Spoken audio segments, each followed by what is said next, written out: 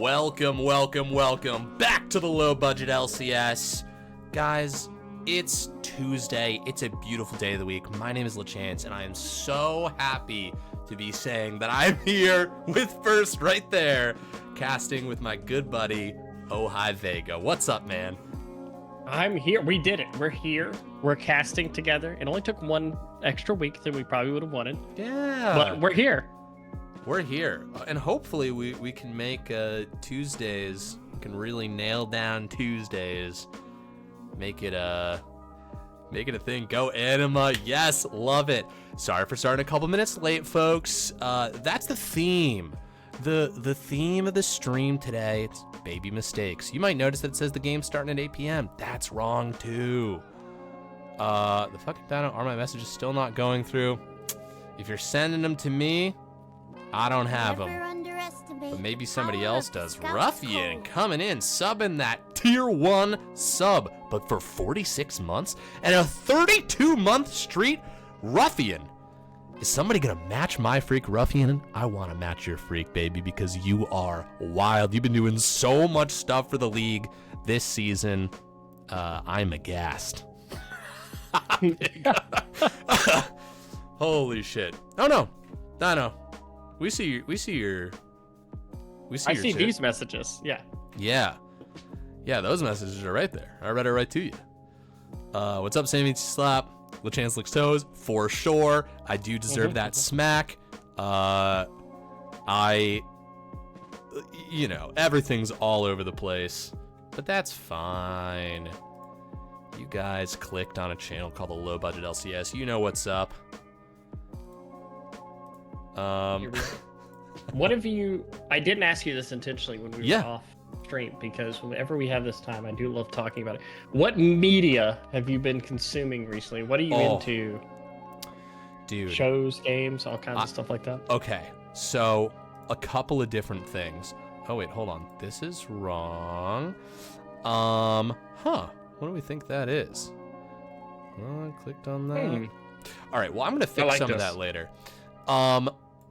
Okay. I'm going to answer this question, then I'm going to ask you, and then I'm going to fix things in the back. Here's what I've been watching. A couple of different things. One, I watched all of House of Dragon. I really enjoyed it. It was a ton of fun. As everybody, I wish that there was more fighting and killing in the last episode. I thought we could have done with a lot more of that. Also, I've convinced a good friend to read Hunter x Hunter for the first time. Yes. And he's also my workout buddy, which we were talking about pickleball right before this. So we've just been slamming games of pickleball and just like shouting to each other across the court about things happening in Hunter x Hunter, and it's been so much fun to relive that story through the eyes of a first timer. And aside from that, I'm just, I'm waiting for Space Marine 2 to come out.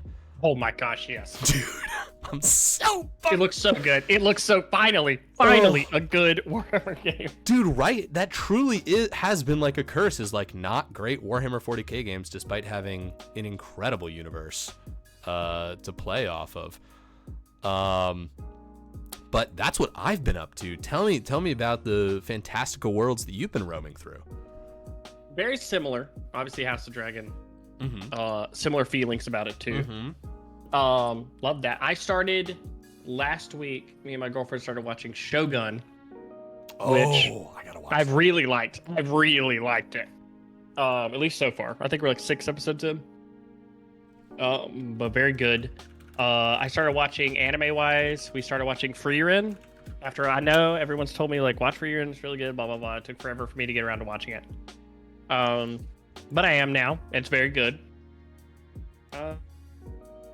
And then, a couple friends of mine started watching Jujutsu Kaisen, which has been really fun to rewatch also. Like watching people rewatch it and be like, yeah, what do you think about that? What do you think of this? Which is very funny. But Hunter x Hunter, did you see Togashi's working on new chapters, and now he's having back pains again. Oh, wait, no, really? So, yeah, people are saying he's going to go on break again. Oh, fuck, man. Hey, if we get 10 chapters a year, whatever. I'm happy to get that. That's more than we've gotten. Yeah. We're I saw chill. someone say, "Please get your wife to draw Hunter x Hunter." You know who he's married to? Of course, the author of Sailor Moon. Yes, people are like, "We'll take the change in art style. Please just give us the rest of Hunter x Hunter." Dude, the stories, it's just so delicious. It's just I love Hunter x Hunter. I don't want to spoil anything, but I think you know what arc I'm talking about. When you get there, it's like 90 degrees up. Dude, yes. Like, it's so crazy. It's so Dude, good. Yes. No, absolutely. 100%. Well, hey, maybe when the chapters start dropping, we can do maybe we can carve out a 20-minute time. We'll do a little book club per chapter, because I would love to just get down and dirty in that story. I would love that. I've truly been waiting. I don't know when you read it, but I've been waiting for this story this is my fucking Winds of Winter, like Game of Thrones, like since I was like 14, just like waiting for this story to continue. And I did this with Berserk, and I remember distinctly that there was a point in Berserk where they're like sailing like across an ocean, and there were so many breaks that it took longer for them to get across the ocean than it would have taken a real person to sail around the world. I remember people saying that. They were like, they've been on this boat longer than... That's awesome. So I've been burnt. But no, Hunter x Hunter is... I've read up to it like a while back. I've read up to what was current a while back, because you know me, I'm like the biggest Yu Yu Hakusho fan ever. Dude, yes. It's pretty much anything Togashi makes. I love Hunter x Hunter. It's, you know, in my top 5. But yeah, any new content for it, I would be happy with. Yeah, that was one of our first conversations. We got talking about Yu Yu Hakusho and Hunter x Hunter. It was like, goddamn. And the guy who does Jujutsu Kaisen is like really inspired by Hunter x Hunter, as I understand it. Yeah, that's my 2 favorite manga are Yu Yu Hakusho and Jujutsu Kaisen, which he takes a ton from. Like, he's a huge fan of it. He's also a huge Naruto fan. So, you know, no surprise. I love it also because it kind of seamlessly works together. But yeah, I think you were reading Kagurabachi, right? Yes, absolutely. So good. Really enjoying it. 100%. If people are looking for like a new... Also, Vinland Saga supposedly is like picking up new chapters more frequently soon. So very excited about that. I picked up Vagabond also. I started actually reading a bunch of it. Have you is this your first time through it? Yeah, it's my first time through it. Oh, yes. Okay. Sweet. So good. It's so good. Because I read Vinland Saga, and I was like, I need more like this. Like, this is the type of manga I want to read. Yes, dude. I told somebody, a friend of ours, talking about their boyfriend, and he's like, he just doesn't really like season 2 of Vinland Saga. And I was like, I'm gonna tell you this. I'm not trying to tell you anything about your relationship, but if men don't like season 2 of Vinland Saga, that's a red flag. That's so great. That's a red flag. Yo, it's one I'm of a changed man. It's like that switch, I think, is one of the most inspired, like, it's just such an awesome... I love to see people do interesting things like with their stories. And so good. I mean, like, one of the things that for Hunter x Hunter, one of the ways that I like talk to people who are like big into shonen, who maybe have like expressed some disappointment where they're like, I feel like a punch was pulled here, or like, you know, they didn't follow through on this concept. Like, Togashi will cut down characters you love. Togashi does not care. Dude, it's not a bluff. The gun is loaded. Like, he's going for it. There's an interview with Gege who does Jujutsu Kaisen, and someone asked him like, well, why have such and such characters survived so long? He's like, oh, well, killing them wouldn't have had an impact on the audience. It's like, wow, he straight up only kills people he thinks will have a big impact. Dude. Yeah, it's just great. It's just fantastic. We have 2 caster compliments to get to that that just I got DM'd. Oh God, is this Link to the Panther core thing? I assume a picture. Oh, holy shit. Okay, we've got Vader and we've got Sammy. Vader was first. Vader, I'll just say this anecdotally. By the way, folks, this energy, this is what we've got right here. It's gonna ramp up, but this is where we are right now, in the here and now.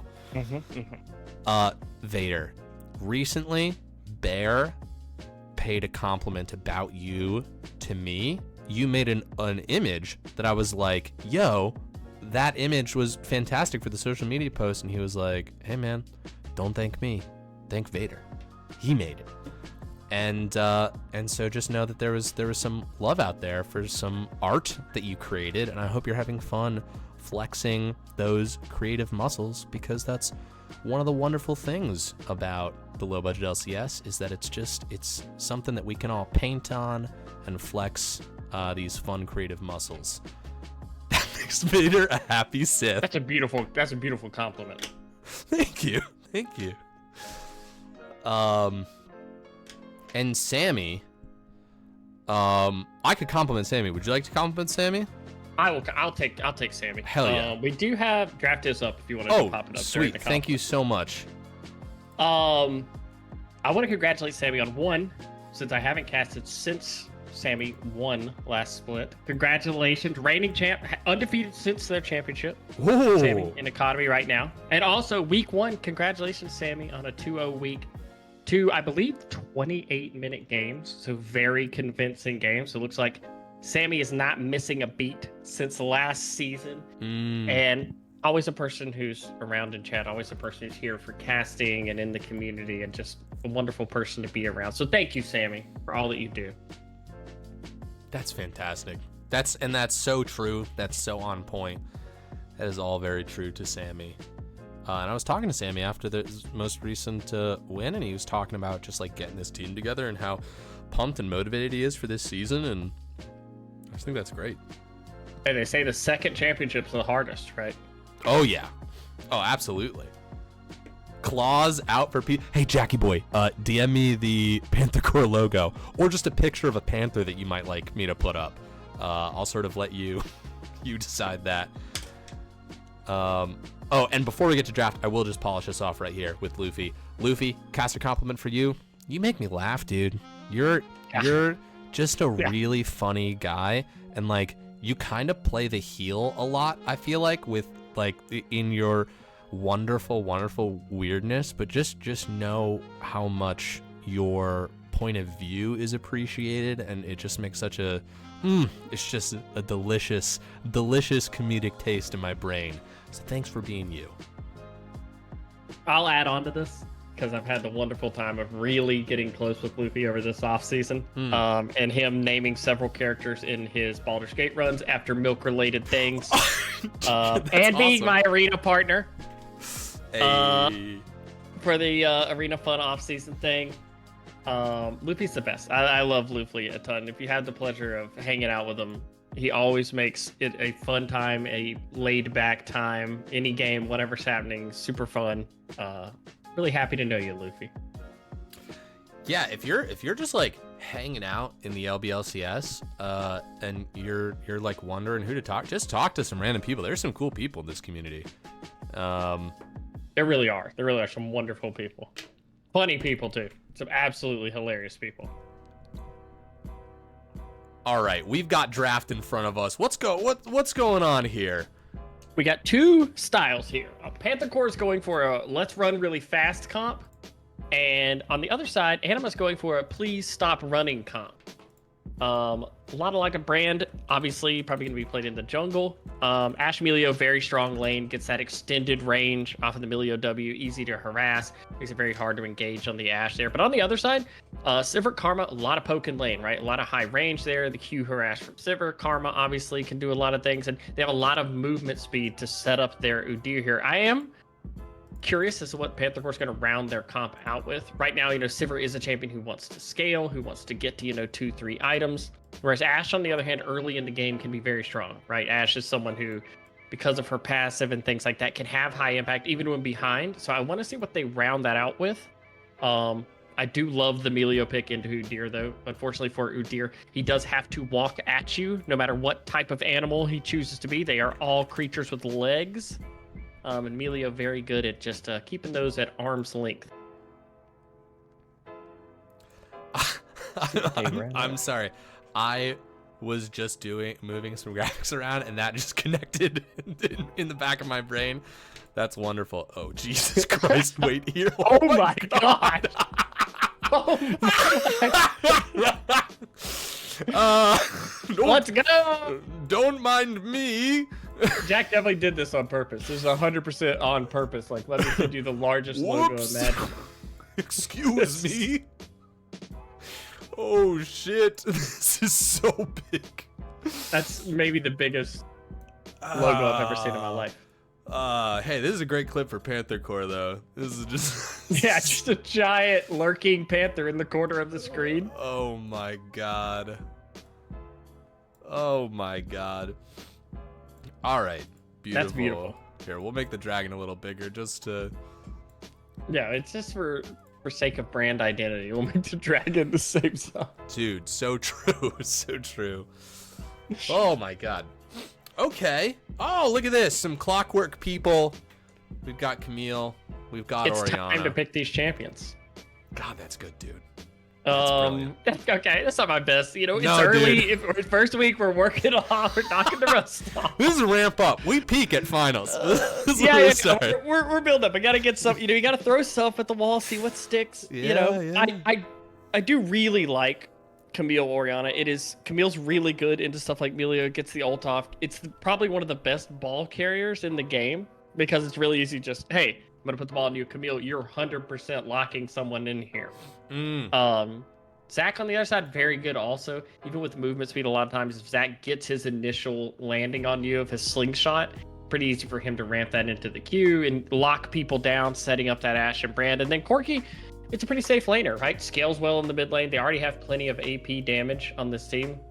Yeah, I really like this.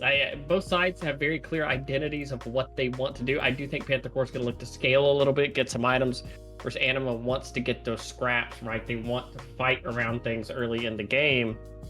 About to see who's able to impose their will a little bit more.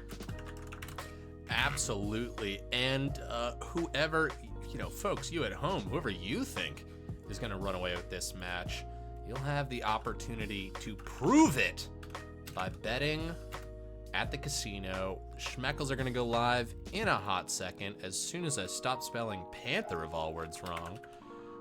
Oops, spelled core as crop. Try to think of a good misspelling of Panther. Had not the hashtag going ghost. Panned there. Ooh, that's interesting. Okay, I think I got this right. I'm pretty sure I put them on the right side, but hey, you do your due diligence. You make sure you're betting on the right team. Oh, yeah. Yes, stream is ready. No need to check in with us. You can just fire. Okay, they already went for it. Cool. Beautiful.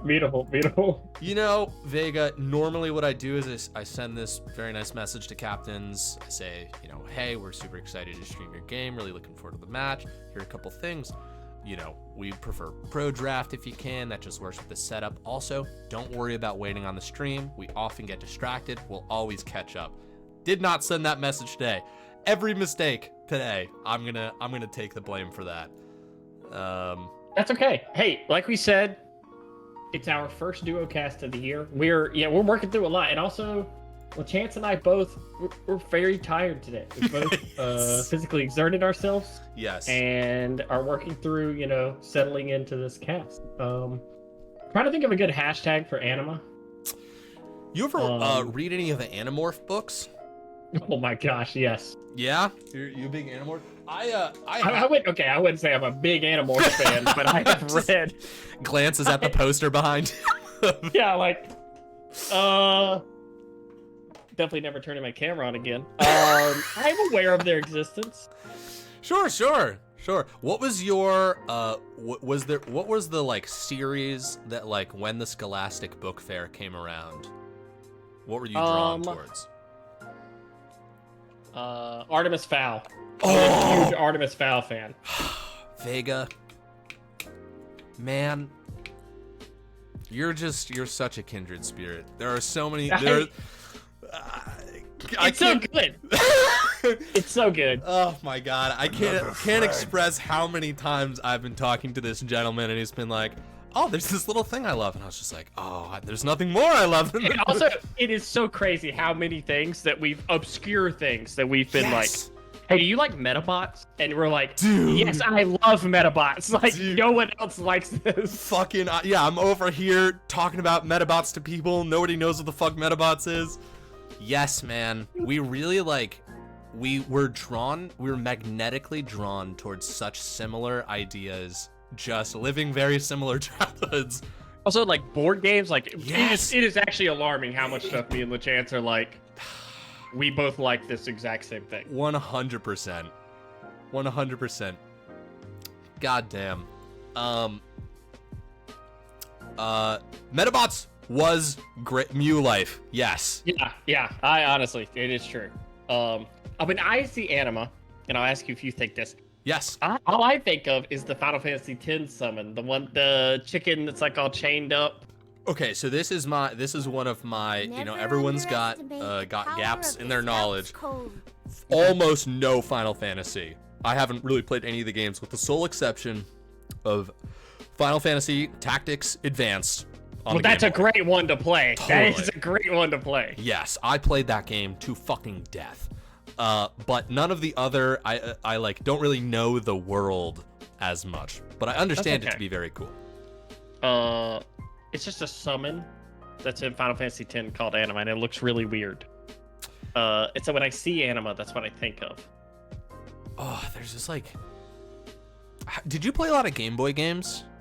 Yes. Oh, can I... Okay. This is... you probably did not play this, so I'm not setting us up while after saying we share No, for everything. Sure. Do you ever play the game Demi Kids? Demi Kids. I don't think so. No, I've never played this, but this looks like something I would have picked up. It's like Pokemon, except you catch like spirits, like you can catch Beelzebub and stuff in the game. Yeah.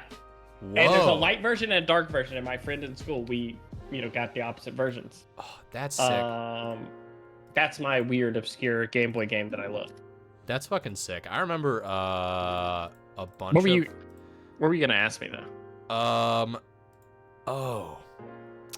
Yeah, I gotta like even before I didn't have the name, I gotta like remember what the name is, but there was like a Final Fantasy, it's like right on the tip of my tongue. Everybody told me that this thing looked exactly like Final Fantasy, but it was the one I ended up playing. It had summons and all the things, but I probably played it.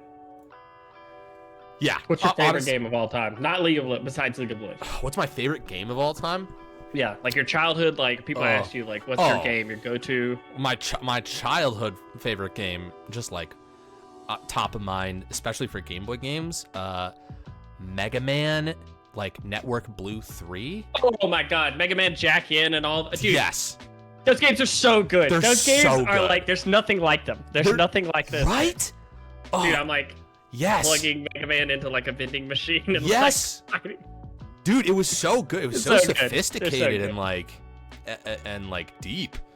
And they released a Steam bundle of like Net Warrior. Fuck yeah, yeah, it's so good, dude. Oh, god damn. Oh wait, I wasn't really looking at Goosebumps. I wasn't brave enough for Goosebumps Death. I was scared. Say Cheese and Die. Say Cheese and Die. What was might that? Be like it's a Goosebumps cover. It's a Goosebumps book, but I just remember in high school I went to a metal show, and a band called Dr. Acula played a song called Say Cheese and Die, and I just thought that was like so cool. That's sick as hell, and I love that name, Dr. Acula. Dr. Acula is so great. Oh, also, I should catch up on these. We've had some wonderful people who've been. I've just been swept up in this great conversation. You want to share screen, by the way? Oh yes, thank you. Anytime I cast with anyone else, by the way, this is my like number one. Especially like any of the old. It's a heads. game changer, dude. 100%. Before we tab over, though, thank you so much to our newest investors. And just thanks for showing up, guys. It's a Tuesday. You're choosing to spend time with us. We know you have a lot of options when it comes to Twitch channels. Crest John, Fear de Panda, great name, and Fried Rainbow Potato. Thank you all I like that. for being the newest investors in the low budget LCS. Fried Rainbow Potato. Sounds like good fair food. You ever had a Krispy Kreme burger? What? The famous donut organization? Well, weird flex here, but they're based out of North Carolina. Actually, the city I'm from is where their headquarters is. Oh, shit. So at our fair, our county fair, they have a cheeseburger that is, instead of a bun, is 2 Krispy Kreme regular donuts. Oh my god, actually that sounds really good. Is the regular donuts is just their glazed, right? Like Yeah, regular glazed donuts. Dude, It's incredibly melts in your unhealthy, mouth. obviously. Oh But yeah, it's a nightmare. That's oh shit. oh, okay, he spots it out. Okay. Oh, All right. Okay. okay. Doing the safe thing here. Doing the safe. Alice Loves Sharks saying they serve those at the colleges in Virginia. They call it the morning burger. Ooh. That's it. Yeah, that makes sense. Very good. Just some. Can you reshare your Discord Oh stream? yes, absolutely. 1,000,000%. There we go. Oh, I just stopped it. It literally came. It like came back as you did that. It's fine now though. Okay. Perfect. Mr. Elias, welcome back. Welcome back to the stream. The real flex is when he calls it Krispy Kreme CEO. He says he's from the same town as one of the yes, dude. That's true. Yes. Yeah, when You guys flatter us. that's when I start paying attention to the Krispy Kreme CEO. He's like, "Have you heard of Ojai Vega?" It's like, "Yes, of course. Oh my god." North Carolina alum. Also, hot take. Yeah, Krispy Kreme in New York sucks. dude, I think you're right. I actually have a whole thing. They don't even have the hot and ready sign. Krispy Kreme is one of those organizations where I kind of got the feel that I wasn't getting the right experience. Yeah. From the ones in New York. Especially, there's one in the what's that train station that's not Grand Central? It's like all the trains to New Jersey would go through there. I know what you're talking about. I don't know the name. Yeah. I think there's a Krispy Kreme place in there, and I remember getting the glaze from there. I was like, there's definitely a difference in quality here. I don't know if this is a thing in other states, but I know in North Carolina they have a hot and ready sign at all the Krispy Kremes, which they turn on whenever they just made the donut. That's brilliant. So yeah, to like, oh, this is when I need to go buy like a dozen donuts because they're fresh. It's perfect time. They don't have that here, so they're all made that morning. That seems insane. That seems like the best part of the business plan. I know, right? And something that would make me a very loyal customer. Oh yeah, I mean, if I'm walking by and the hot and ready signs on, I'm like, well, I wasn't going to, but Dude. And Dunkin' Donuts they've been dead for a long time. yeah. Just, I can't That's a tell business if they trip were ever topic, good, that's it. or if I was just I don't a know. kid. Yeah, I don't know if I didn't have a discerning palate.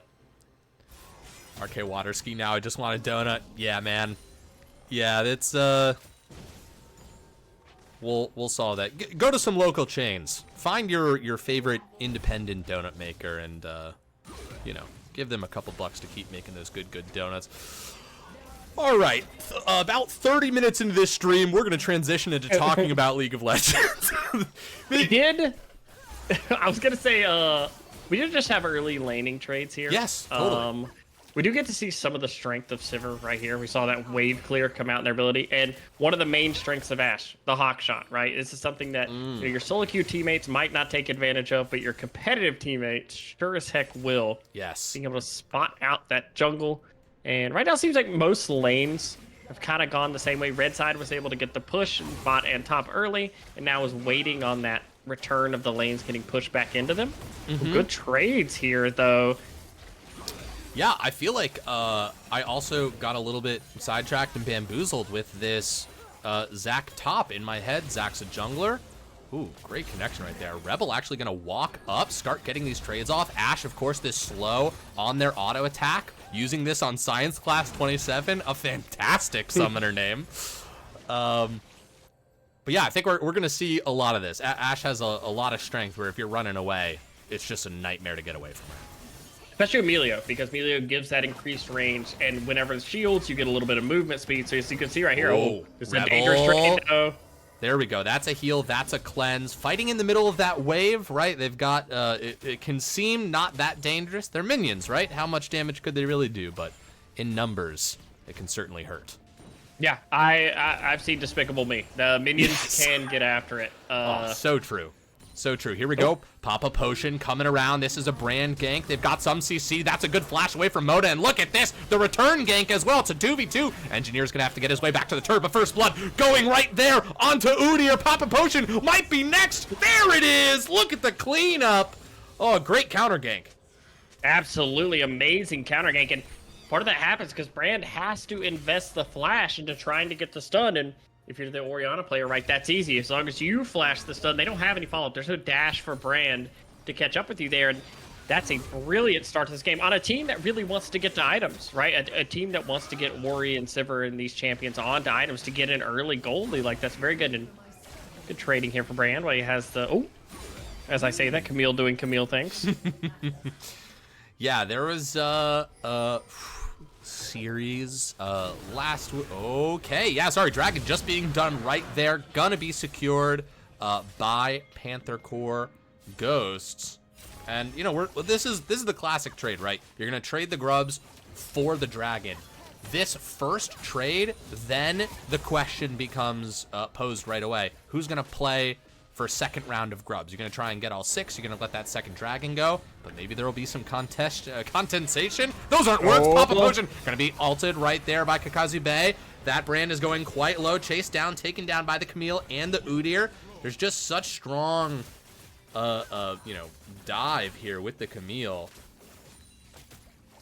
Yeah, that was beautiful. They managed to spread the gold around. Also, all 3 of the top side people getting a kill here. And grubs, I will say most of the time, grubs are most important on champions that can split push, right?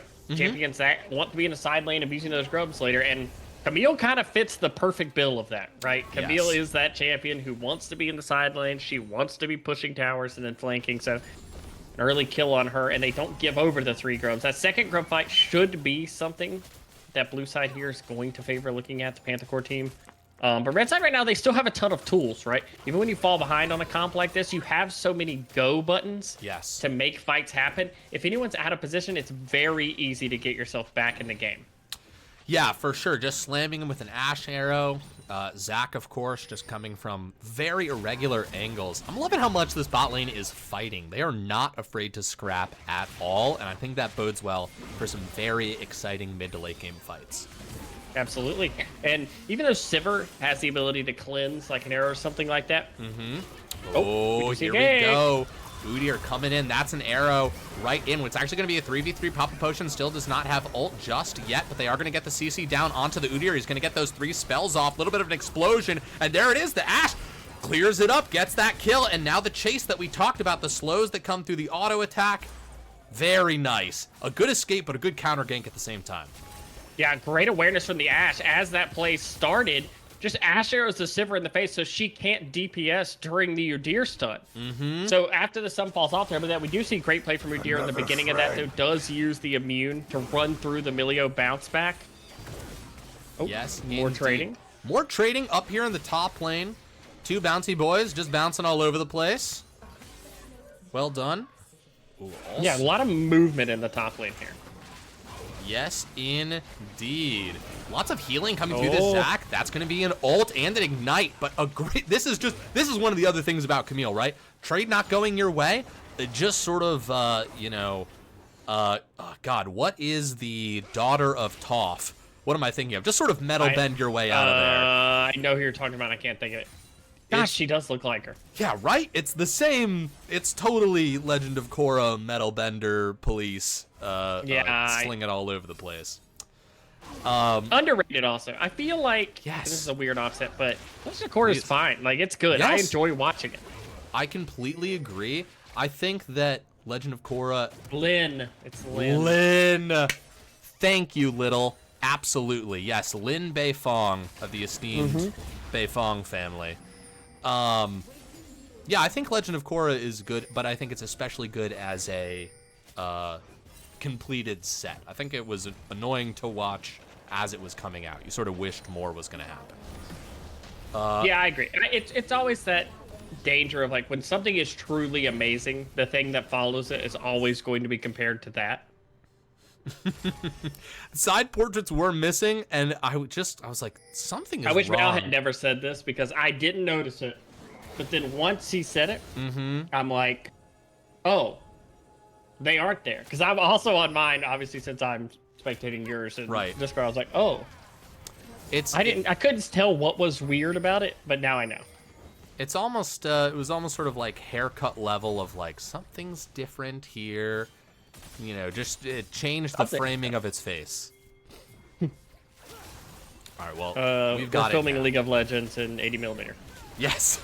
Yes, exactly. All right, gold-wise, what, we got like a bit of a 2K spread here. Not at all something that can't be come back from, but nobody's really running away with this game just yet. Just a lot of the back and forth, and this next dragon could maybe start a bit of a snowball, but at least right now, things are still comebackable. Yeah, and we do see they do roam Karma to ensure that they get that 4-2 grub spread. They want that on the Camille. They want the ability to do that sideline pressure. They are going to be able to get that, but that does mean perhaps a dragon trade here. Looks like they are going to have control enough to get this dragon, which means that's going to even the dragons up 1-1, using some of the strength they have in that bot lane with the Ashe getting the early kill to get this priority. And I love that play. Yeah, absolutely. It's just nice. Evens it up. We get a Chemtech Soul, which is a very fun map. Up here in the top lane, we're going to find ourselves a 2v2. And listen, Zac can jump, but it doesn't matter when you've got something like Camille ult. That's going to end Panda ulting himself right here, but I don't think... Oh, there's the flash! Gets taken down right away. He's got the passive, but that's not going to help him right here. Good, clean gank. Yeah, and that's... Wait a second, I did wrong! My bad, guys! Okay. Does he get the kill? Moly. I did not think he was coming up out of that passive. Me either. Oh, that was great. I really thought that was just gonna be like, and maybe they did too. Just like, yeah, we got him here. Just kill the mobs. All of a sudden, you're getting ignited and you're one hit. Yeah, that's sneaky. That's tricky. I'm excited for this top lane Zac. Yeah, I like it a lot. And right now, the game is Panther Core favored, but we haven't really seen the mid-game where you really set up the picks with this Ashe yet, right? Or the difficulty that can be trying to engage on a team that has Melio, right? Melio later in the game can be incredibly annoying to play into. Yeah, absolutely. I know. I play it. Yeah, that's true. Rebel walking up, getting these autos. There's the ult right there. Science class in a lot of trouble. And now it's a 2v1 as just the auto attacks are going to rain down as Giga Chaz in a lot of trouble. They're going to push the issue. That's a double kill for Ashe. And that is the danger of an Ashe lane. She can just ult you and start raining down damage. I love the decision to kill the Karma before the Sivir. That was just perfect. No worries about the spell shield. It just happens. Maybe a fight up here. A little bit of trading here. We did talk about it earlier, though. Remember, we said, you know, Sivir has the spell shield, but Karma doesn't. Right. Karma can get engaged on it. We see the strength of Melio there also. As I'm gonna trade here in the mid lane, should be fun. Is Melio gives that additional range, gives the movement speed, and if ever Ashe gets tethered by the Karma, just pops the ult for the heal and releases her from that, and it's another free trade. Yes. 100%. We have got some blue side buddies roaming up here into the top lane. They know the passive is down. Camille's going to start this off, and look what's got a faster timer than passive. It's Camille ult. They're going to hold him in place for a hot second there. Very nice. They brought the resources, so it wasn't even an issue, and the timing is perfect, as I believe Herald about to come. Whoa! Good flash! Great reaction flash right there. Yeah, my God. That was insane timing. Now, you do have to be careful down here. There is cleanse on the Ori, which I didn't notice earlier, but is a great pickup against this comp. There's so much CC in it. But similar to earlier, Ashe can run you down, and now there is no Ori ult to threaten the Ashe here. A little bit of poke can come out from Ori, but most of that can be healed and shielded by the Melio, as we see here. I mean, gotta be careful. Oh my God! Oh, but Rebel maybe in a little bit of trouble. There's gonna be the flash forward, and Oriana's turning it. One more shot. Oh, wow. Great, honestly, a great reaction time from that Ori. That was incredible. Yeah, and I'm gonna venture to say that probably, since it's such an abnormal thing to see mids take cleanse, that they were not thinking of Ori having cleanse there. That they're saying, oh, they're mid laners here, we can make a play on this. The commitment they made under that tower and the instant cleanse to turn that play around was so good. Yeah, that was just, oh, it was artistry. Oh, nice escape into the Herald. Oh. Always wondered what happened if you were killed, if Herald was killed while you were in it. I guess you just stand, you're like getting out of a Gundam. Yeah, a little bit awkward. Just there. Just disappears, you're sort of covering your pants down. I didn't know until recently that you could poppy W the person when they pop out of the Gundam, because it's technically a dash. Oh my goodness. And it stuns you, yeah. Oh my goodness. Wait, that's pretty cool. Yeah, I was like, huh? That's genius. It you see right now. To the letter of the law. Yeah, like technically, you see Brand making a little appearance up here. If they're able to get anything, that's a big trade. Yeah, Panda's gonna go forward. They are gonna grab them. Let's see if Pop the Potion we can land a little bit more CC here. Just dashing in, actually dodging the CC and escaping out of the ult with the flash too. Oh! Very low. That's big. They needed that. That's a lot of gold back onto this Brand. And a great gank timing, right? They don't have to invest. There's no summoners to advance there. They get the flash off of Camille notably also. Makes life a lot easier up here for the Zac. We'll get some free time. And a lot of standing gold. All 2 outers have already gone down for the side of Panther. They've already picked up 2 of those. But there's a lot of standing gold that can be taken by the side of Anima now, right? All 3 outers are still up. They picked this up. That gold lead gets a lot closer very fast. Yes, it does. And I liked, at the same time as that successful gank was happening in the top side for Anima, at the same time we saw Panther Core calling for this dragon. We saw people just moving on to it right away. And the ult coming through. Orianna maybe going to go for this. Oh. Wow. Mona's really feeling themselves. They're having a really good game. Absolutely. The pressure just being put on the map by them is so good right now. And we do see a second dragon going over to Panther Core there. It does give them a little bit of that stacking presence. And most notably, you know, the Chemtech Drake removes, like, CC gives you a little bit of tenacity there. That can be so good against the Ash Brand, right? Giving you a little bit less stun time and things like that. But they do still have the 3-in-1 Ash. Very strong. I'm sure they'll be hunting that Orianna shutdown. That's something they should be focusing on trying to get. Yes, indeed. And, of course, Brikachu saying, you know, what we all say when we see Vega. Oh, my God, is that Vega? Will you sign my forehead? That's just, it's a pretty common request that you get. Oh my gosh. Listen, everybody can sign everybody's foreheads, okay? Just everybody just make a write line. very small. Yes. More trading up here. Nice move from Anima in the mid lane. Sort of collapse everybody together. Take that mid lane tower. Top lane fighting. This is actually looking pretty solid. Wait, that's a flash forward. Zac actually wants this to happen. Health bar going low. Ashe Arrow gonna miss a little bit. Rebel Phoenix walking up. They need to get some damage onto the Camille. They're gonna dash away. 1 more auto. 2 more auto. 1 more auto. Oh! No Always way. 1 more auto away. That will mean the tower, though. That is, even with that, you can tell Zac, even though losing the trade, but the inner is going down here. You could tell with Zac with the trade was just trying to keep Camille interested, right? They do end up trading 2 outers for 1 inner turret. Technically will be a gold positive play here for Anima. Pulls them back under a 2K lead. That's very big at this point in the game. That's not a huge lead by any stretch. And most notably, again, Camille forced off the tower, forced to base. More gold for Zac. They let him get that solo tower gold. I gotta say, it is such a skill to act tasty in constructed 5s. To look like you are killable, but also that it is not a trap. Because the one thing that is not up for debate is that everybody on the other team is talking to each other. So you know that it could be a trap. And you know, sometimes you just do the best you can. Yeah, absolutely. I mean, trying to sell and be a good actor in a game, really, you're also playing to players' tendencies, right? Some players play to not extend themselves and be punished like that.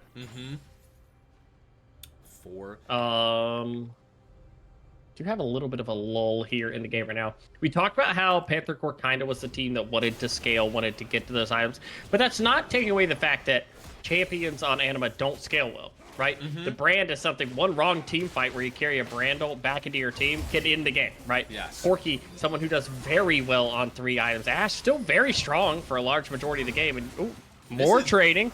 So hard to tell which one of these are going to turn into an actual death right here, but it does look like they're starting to commit as the Wrath of Panther Core Ghost does come up here. There's the Camille ult, the follow-through, the revenge gank, as we call it. But, whoa, my God, Camille actually gets taken down. The Zac is going on fire as Windfall Panda just absolutely going raid boss on these guys.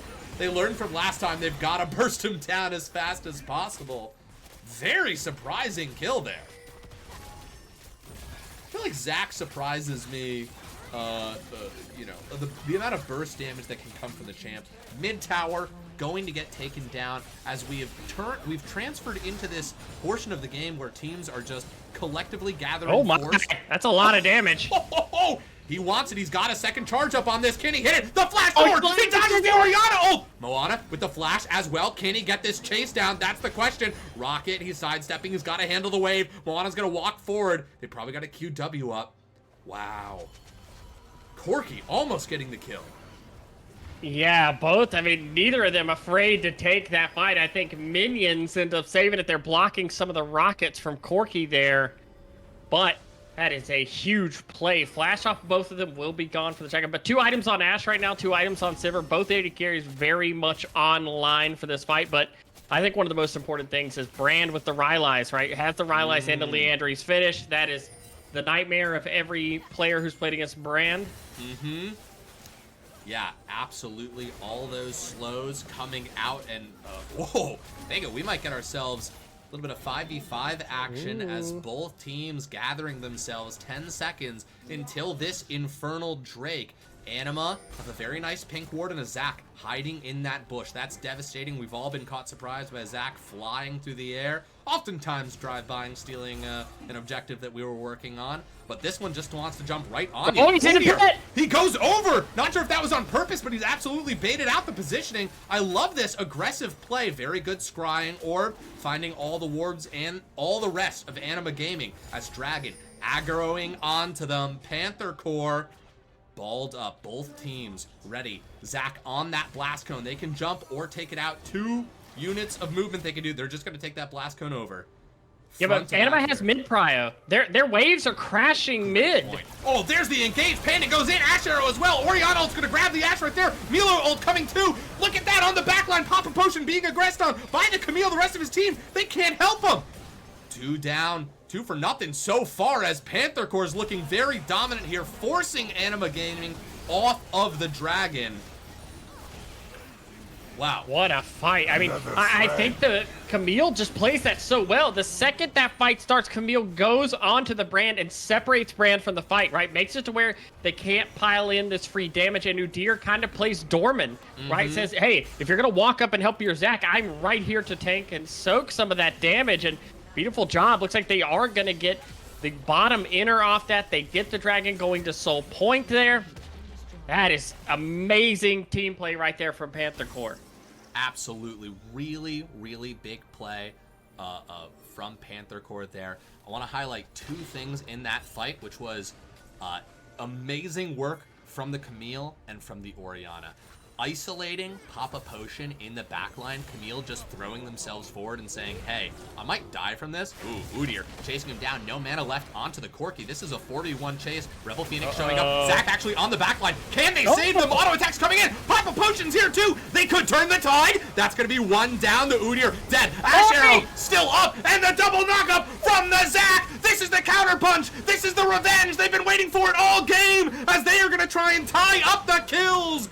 4 for nothing in favor of Anima and the Baron to boot. Oh my goodness, call him Icarus. They're too close to the sun. The punish right there. Beautiful job. Zac gets the engage onto the backline, and then Udyr, he can't hold the door. There's too many people just DPSing him at once, and Melio shows how much he's worth there. The healing, the shielding, keeping Corki alive there.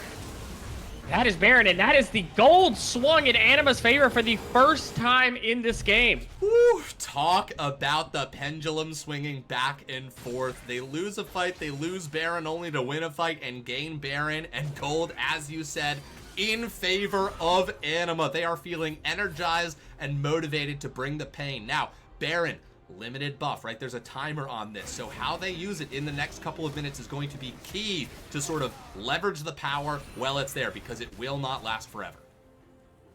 Yeah, absolutely. This game sure going back and forth for the next 20 minutes. Alice, please, we hope so. I want more and more big plays like that. Yeah, definitely. And one thing that is like to note is we've seen both teams win convincing fights in the last 5 minutes of this game. So I don't think either team right now is feeling like they're weak or they're, you know, behind or anything like that. One thing to note is Camille was in the bot lane for that fight, right? One of the biggest gainers on this team was not there for that fight, but see what they can get off of this Baron. We've not seen even gold fights in this game yet. Now Anima is in a position where they are, you know, pretty close at items. They've been able to get a lot of big buys off of that play, trying to threaten towers here now. Look at that top lane. We've got a four-man push, but only Corki is going to be handling that Camille in the top lane. And if Camille's able to solo that Corki, they're going to have to send somebody back. I never want to correct you, but that is the other Clockwork champion in top lane. That is the Orianna. Oh, fuck, that's multiple My bad. Clockwork women. He's multiple right. Clockwork women. So many I clocks do think in this game. So many Clockwork women in this game. It is hard. Actually, all of them are in this game. Yeah, that's a great point. 100%. But yeah, with the Baron is able to hold off that top, and they do manage to pick up the mid inhib there.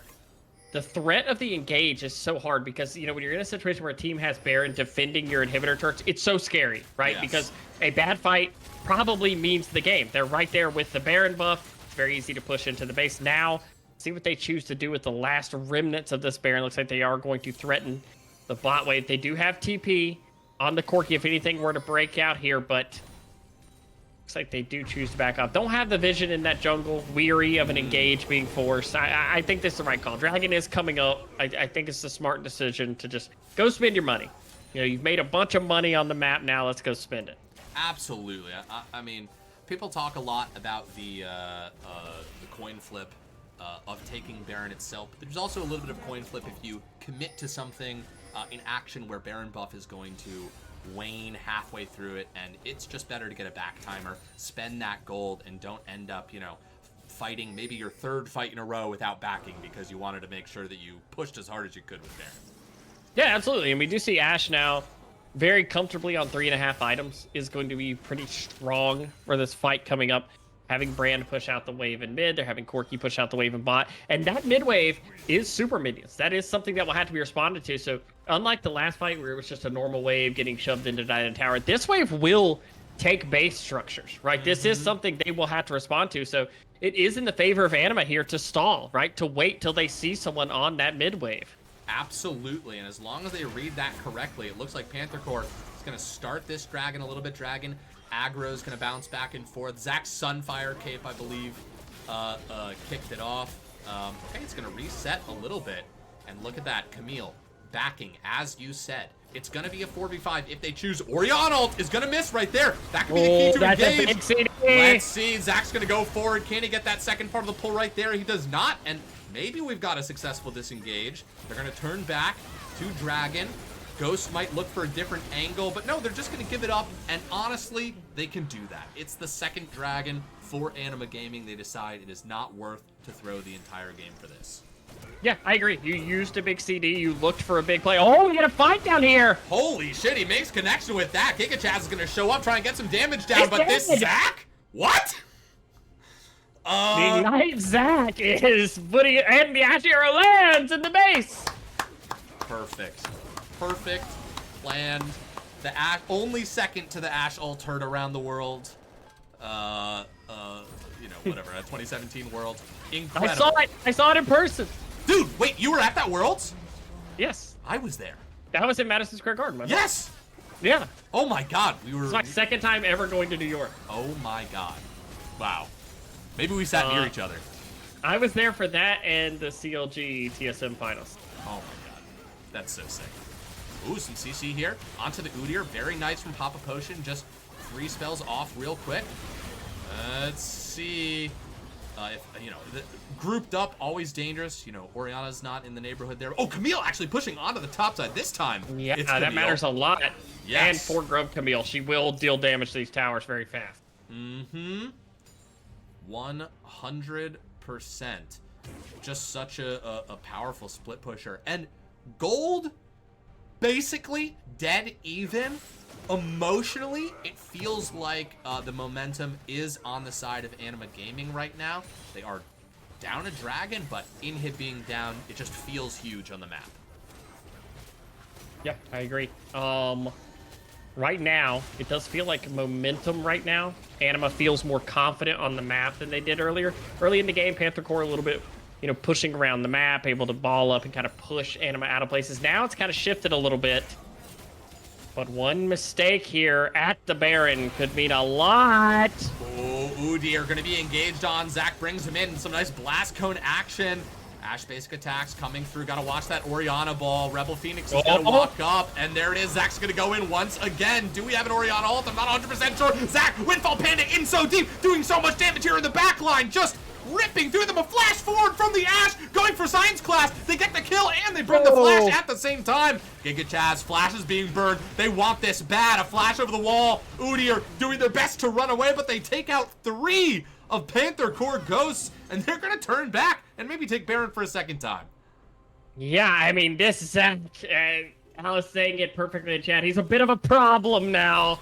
Yes. No fear diving into that team comp that doesn't really have a good way of bursting him, right? Sivir's the kind of champion who wants to sit in the back, bounce her boomerangs like through the fight, you know, hit multiple targets. Ori wants to get multiple people in that shockwave. Zach disrupts a lot of that. Yes. When he goes in, it is so hard for a team comp that wants to 5v5 to deal with him. He disrupts your fight. He makes you have good communication as you're separated from each other.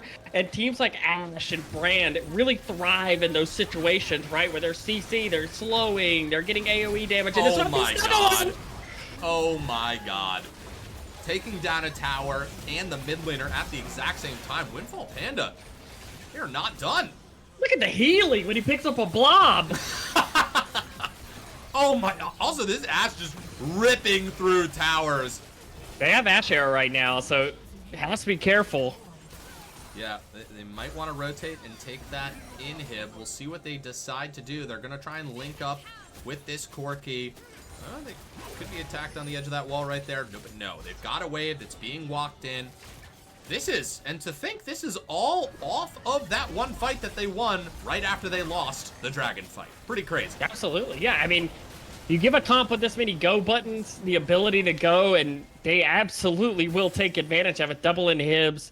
Dragon is spawning soon. You gotta believe Panther Core's giving that one. It's not Soul. You're not really in a position to get on the map. Right now, you just want to get, you want to get Death Cap on that Oriana. You want to get as much gold as you can onto this team right now.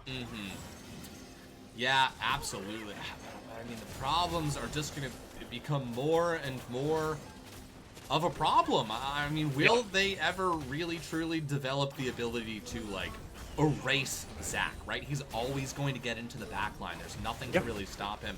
And, I mean, you will be able to kill him eventually, but not before you're going to have Brand ult, Corki Rock, Ash Arrow slamming into you, and then Melio keeping somebody alive. I've got good news for you. Yes. We are going to find out in this game if it is possible. You're absolutely right. We will get an answer to the question. Right now, though, everything coming up Millhouse, or Anima for that matter. Another friend. Now we get the Ash 4 items completed. Oh. For the Brand there. And 0011, I gotta say what not. May have Nautilus in their name, but Melio looks pretty good for them in this game 1. Was not banned in...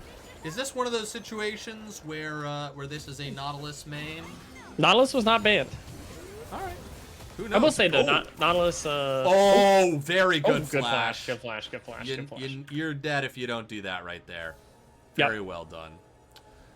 Also, just a big shout out to the newest investors of the low budget LCS, Wild Spa, Cyborg Shadow, and Hybrid BPD. Thank you so much for being investors in the low budget LCS. The end of this game, the end of this match goes out to you. So here we go. Rebel Phoenix just gonna walk up, spam some auto attacks. Oh my down. goodness, this tower. Oh. They're not afraid. They're just not afraid to walk up on this. No, they have the tools to just sort of do this with impunity. It's going to be really on Panther Core to find a weakness, if any, and it might come out of an incredible Orianna ult. They're going to have to find an angle. God, this tower is not long for that world. Windfall Panda just walking up, getting that last proc on it. Some good AoE damage, so the Melio is low here, but it is so hard, right? Because if you force an engage onto that comp, Melio ult is going to get them all out of jail for free, right? When they walk up, they have that, feeling of safety from the Melio ult. They say, if you go into us, we know Zach's going to not put up your back line, so they're not going to be dealing damage, and Melio's going to bail out our carries here. What the fuck? Cyborg Shadow. Oh my god! Oh my This goes out to Cyborg Shadow! A lot is happening. Hold on, they're gonna pull the trigger right here. Empowered by Cyborg Shadow's donation. 100 sub as they go in. Science Class is gonna go down right there. Windfall Panda gonna take out another kill. That's gonna be a double kill for the brand. The dive. Windfall going in deep, taking out the Orianna. The Udyr is the last one left as Anima Gaming seemingly pull the trigger exactly at the same time as Cyborg Shadow gives 100. So what the flying fuck? Was that choreographed? What? What the? Holy moly! Jesus fucking Christ! The power of the scouts. Oh my god! We'll call that the Cyborg Shadow Ace right there. Dude, absolute. That was 100% the Cyborg Shadow Ace. Holy moly! What on earth just happened? That felt so coordinated. Oh my god! Cyborg is in a voice chat somewhere, coordinating this. Oh my god, that was. Listen, Cyborg Shadow certainly for the rest of this stream, maybe for even longer than that. That's a Cyborg Shadow ace. All aces in this series. Yeah, for sure. Honestly, normally we read off all of the names from there's a 100 of them. Do I even see a list? Do I see anybody who jumps out here? I see a couple Milk players who got some. Which Hell yeah. Cyborg Shadow. Oh my god. Oh my goodness. Woo. Hot damn. Way to make an impression, by the way. Jesus Christ. What an incredible game one brought to you by Cyborg Shadow. Cyborg Shadow, officially, just what it's called when you roll in and slap down a fat stack like that. Jeezy Pete's.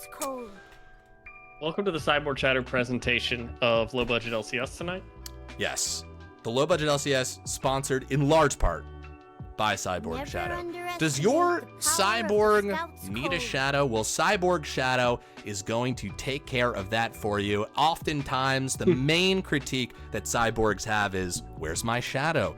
Do I exist? How do I exist if I don't have a shadow? Cyborg Shadow, a company that goes in and stitches the shadow right to whatever Cyborg you need to have one. So don't even sweat it. All your Cyborg Shadow needs taken care of here at Cyborg Shadow.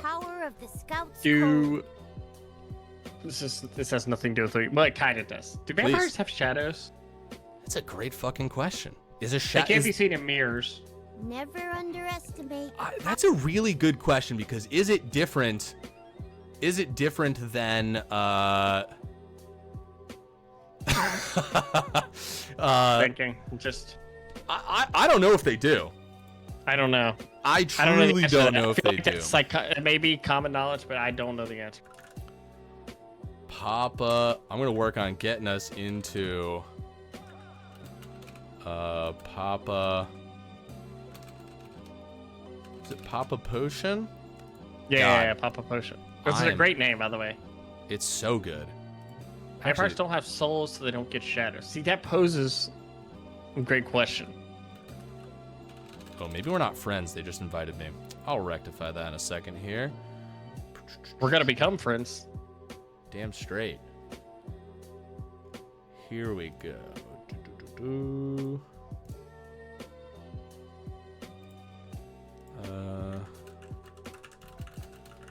That was a wild game. That was so wild, man. I got cold cocked there at the end by the 100 Cyborg Shadow subs. You did great though. Thanks, man. That was such an exciting game, back and forth, and a full ass comeback for Anima Gaming. They really took back control of that game, and folks, that's why you never gave up. It really looked like momentum all the way on the side of Panther Core Ghost, and again, I can't really believe they won. They started to come back off of a fight that they won immediately after losing a fight at Dragon and losing an objective. Just a masterclass in keeping your head up. Just put on the gas. And also, shout out to the top laner there for Anima, because the early game, how many times did we see 3 people going top lane or a gank going top lane to put the Zac behind, to put the Zac, in a position where Camille will be winning, and just stayed with it, right? Just stayed, I'm going to keep playing aggressive. I'm going to keep playing to engage. I'm going to keep playing to make these fights. And at the end of the game, we're talking about how Zac is such a huge force in that game. Yeah, absolutely. Really, really making an impression. And top lane, what an opera. The back and forth, lots of ganks up there in the top lane. And, Camille was looking extremely spicy. And then we just got to this group phase, and Zac just throwing their whole ass into every single fight, and just a real nightmare to take care of. I am so curious what Game 2 is going to bring us, how the story will evolve, in the ban phase, what's worth being taken out, what do teams think they can handle, off of team play. What do you think? If you were going to pick a problem that needed to be removed, or do you think there was a problem and this was just, it's just like team play is what can bring it together? A lot of it, I do think it's, some of them letting them back into the game. They had a good setup. I would like to see them something a little bit more proactive in the bot lane, right? As a team, they didn't really have any go button outside of the Camille ult, right? They didn't have any way of just making a fight happen. And that's something you see Anima had a lot of, right? When Anima saw a fight that they liked, they had multiple ways of making sure that fight happened. Yes. But we say that Panther Core was up 3-1 Dragons. They had a gold lead. They had control of that game. So it's hard to critique that too much. But we'll see. We'll see what they decide to change out from this game. I do think Ashmelio extremely strong. Do we know if they're switching sides? Here we go. What a great question. Here's the spectator. It looks like they are. Panther Core going to the red side this game. Then I will get to work switching all of those things around. Give the people what they want. Yes. Which is logos on the right side. Logos on the right side. You sure you don't want to re-add the Panther Core logo and then re-put it over there? Just as a monstrously large. Yes. Listen, that was very fun. What do we got going on here? That's Fridgmas saying at Cyborg Shadow, hey, thanks, very much love, my friend. That's nice. A lot of people, again, yeah, Cyborg Shadow saying executive sponsor credit for sure. Mr. Elias, yes, the Schmeckel inflation will be real this month.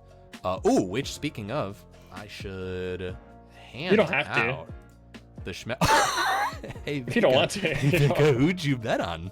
Who'd you bet on, my guy? Could have been anybody, right? It could have been anybody. Unbiased. This is an unbiased cast. Of course. Yeah, no, absolutely. Oh, also, I owe an apology to Bear. Bear showed up. They said they were here for their public apology. Low budget LCS. I, LeChance, would like to officially apologize to Bear, who has been doing the social media posts on our Instagram, and he said, doing a wonderful job. Doing a wonderful job, right? Doing a wonderful job. And he said, hey, LeChance, could you and the streamers let me know, like a day before, if you can, what match you're gonna stream because I want to do a good job. I want to get a graphic together. I want to write a thoughtful post. And I looked Bear dead in the eyes and I said, of course, I'll follow through on this 100%. And so yesterday I told him a game, and then today I completely changed it without a thought in the world about Bear. Honestly, completely forgot that I told him. Told Vega 2 different games, 3 different games. Yeah, I was like, I'm available tonight, whatever you need me to show up for. Your patience is so appreciated. As to, which by the way, I pick a game, I post it, I like write a post. You know, I take a little bit of time to write they're, you know, it's not Shakespeare, but we want them to be different. We want them to be interesting. We want, every time you click on the announcements channel, we want you to have fun reading the post for the game. At least, you know, maybe a smile, you know, maybe you breathe some air through your nose, you know, bring a little bit of joy into your day. Wrote a whole post, posted it, tagged the teams. Within seconds, they respond to me, hey, we're not actually playing tonight, we're playing tomorrow. It was beautiful. Like within seconds. I loved that you saw the whole thing. I saw it within because I got tagged, immediately clicked to see, because I love reading what you write. Oh, shucks. About Arco and Life stuff. So I clicked to read it, immediately saw, hey, by the way, we play tomorrow. I typed LOL in all caps, and then saw that the only thing, a few seconds later, saw the only thing that existed was we play tomorrow, LOL. And there was no a post that not exist anymore. Anyways, I thought it was really funny. I thought it was very funny. It was great. It was a blast. Thanks to everyone who helped resolve that. There were like 15 people who sort of helped that all come together. Oh, well, and yes, Bear says follow the Instagram, low budget LCS, if you want to. You got a lot of choices. They're doing good stuff. Yeah. They're doing good stuff over there. Absolutely. Someone redeemed a bear fact. Do you want also a real bear fact? Here. Which, do you have a bear fact? I do have one. Go for it. The oldest known bear lived to be 32 years old, which I am turning 33 in 2 days, which means I will have outlived every bear ever. Dude, happy birthday. Oh my Thank God. You. Thank you. That was not wonderful. a ploy to get a happy birthday. No. This one is given I realized freely. that reading the stat. Absolutely. Well, happy birthday to Vega. My bear fact is that Italy entered World War I on May 3rd of 1915. Ooh, I like that. Yeah. I know Bear is saying something funny. That sounds like a threat. Wait. I'm gonna outlive you, Vega. Oh shit, It Jesus. sounds like. Oh my God. Yeah. I'm gonna make sure I outlive you. Read That's in what a it different sounds. context. That's Clipping this to send to my therapist. We do see Corky banned. Corky is removed. that makes a That would lot be of sense. Change. Yeah, Corky is very annoying in that game. Well, there's one other and I think thing it's I'd ban. quiet. Yeah, there is another thing. There is one other problem. Maybe they have an answer. Maybe they think now at the red side they have a better idea of what they want to play against it and stuff like that. Yeah. Oh, looks like there may be a technical issue in the draft there. Oh, our drafter fully disconnected, might be in internet. Okay, they're communicating, folks. Yeah, they're talking to each other. There's conversation going on. Yeah. We'll let it rest on this side as ooh, can I just slide these over? Oh, beautiful. Oh shit. Never mind.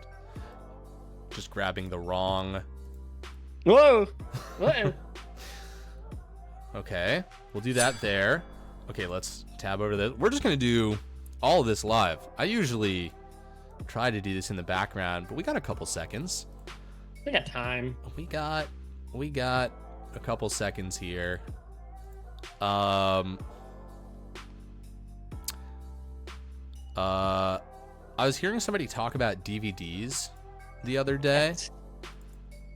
People like in what context? Just specifically, it was the context of someone talking about watching somebody do an improv scene. This is just sort of completely unrelated to the conversation of the podcast, but they were talking about seeing somebody do an improv scene, and then they were talking about, okay, new spectator link. You're talking about somebody opening up a DVD box, and it just kicked my memory back to video stores, DVD stores. Okay, wait, it's the wrong link. I was like, I think this is the same draft. We're gonna get there. I believe in us. No worries, Papa. Wow, Potion. how did they freeze? I was like, how did they get back through these bands so fast? Bear's letting us know there are other games being played right now. High Alert Eclipse won their game. Nice. Well done. And there's several games, I believe, going on tonight. Yeah, I know because of the options that you gave me. because I sent you basically every game that was happening tonight. Okay, they're back. This is good. Beautiful, beautiful, beautiful. Yeah, here's the draft. Perfect. Easy peasy. Anyways, our conversation about Game Boys just kind of had me thrown back to walking through, game stores and just like cartridges for games. And how fucking crazy, just like middle school level knowledge of like, I learned about games through different groups of kids who like one person got a game and it was cool, and that's how I heard about it. Lots of games happen like that. Beautiful Joe was a game that a friend of mine got on GameCube that ended up being like a big thing. Okay, and we are in on this draft. They are starting up in earnest, folks. It's real this time. Real draft. Last time was just a test run. You know how like you do a broadcast, you like test to make sure your graphics are working and everything's going. Exactly. That's what that was.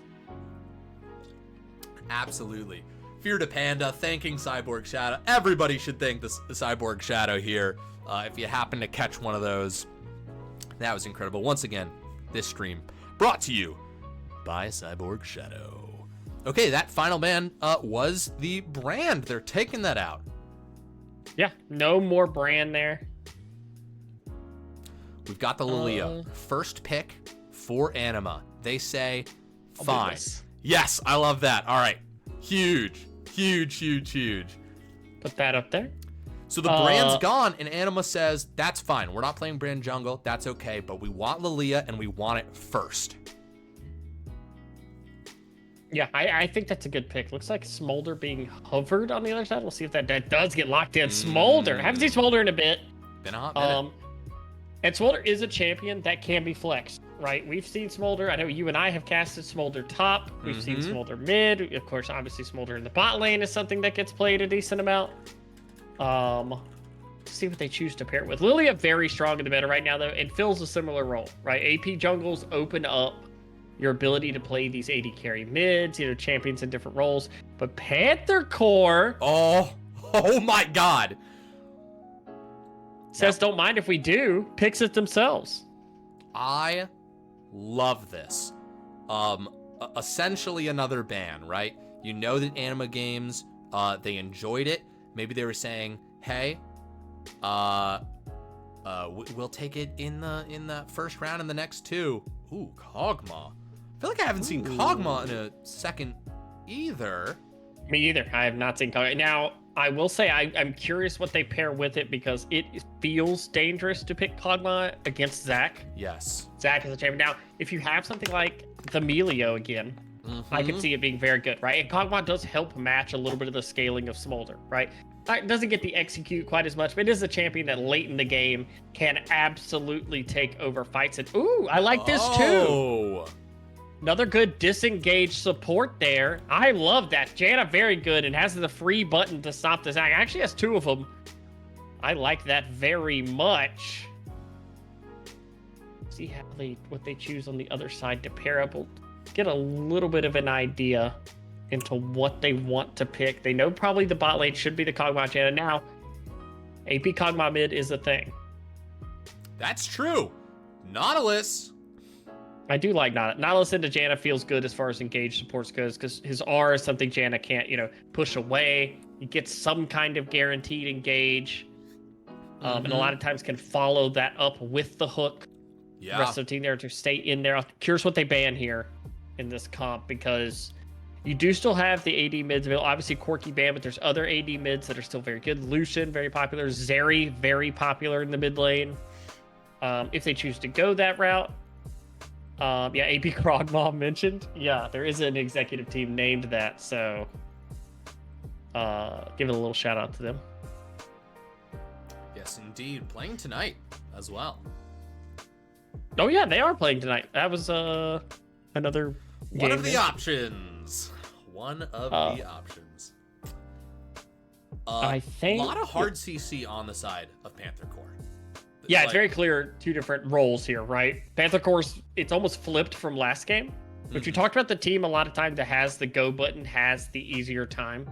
Because it is a lot easier to coordinate going in on people than it is to coordinate kiting back and who's peeling and when you're choosing to re-engage and all of those things. But right now, I mean, Nautilus Sack very good, but Janna kind of is that support that stops things like that, right? Yeah. Janna is the ultimate, I'm going to press R and all of you are going to get away from us. We made USAA for home 100%. Whoops, there's a YouTube ad. That's why we have safety tips. There's the Lucian ban. So if they do lock this ban in... Oh, switching it to Zeri. Okay, so both AD carries I mentioned get shouted out there. So Lucian hover changes to Zeri. So looking at those AD carry mids, Lucian is a little bit more lane dominant. Looking at them in the 1v1 a lot harder. Zeri, obviously the scaling option. I think taking away the Zeri makes sense when you have the Smolder. You don't want scaling on the enemy team that can match you late in the game. I'm curious. We should be, with one of the recent picks, figuring out where exactly this Smolder is going.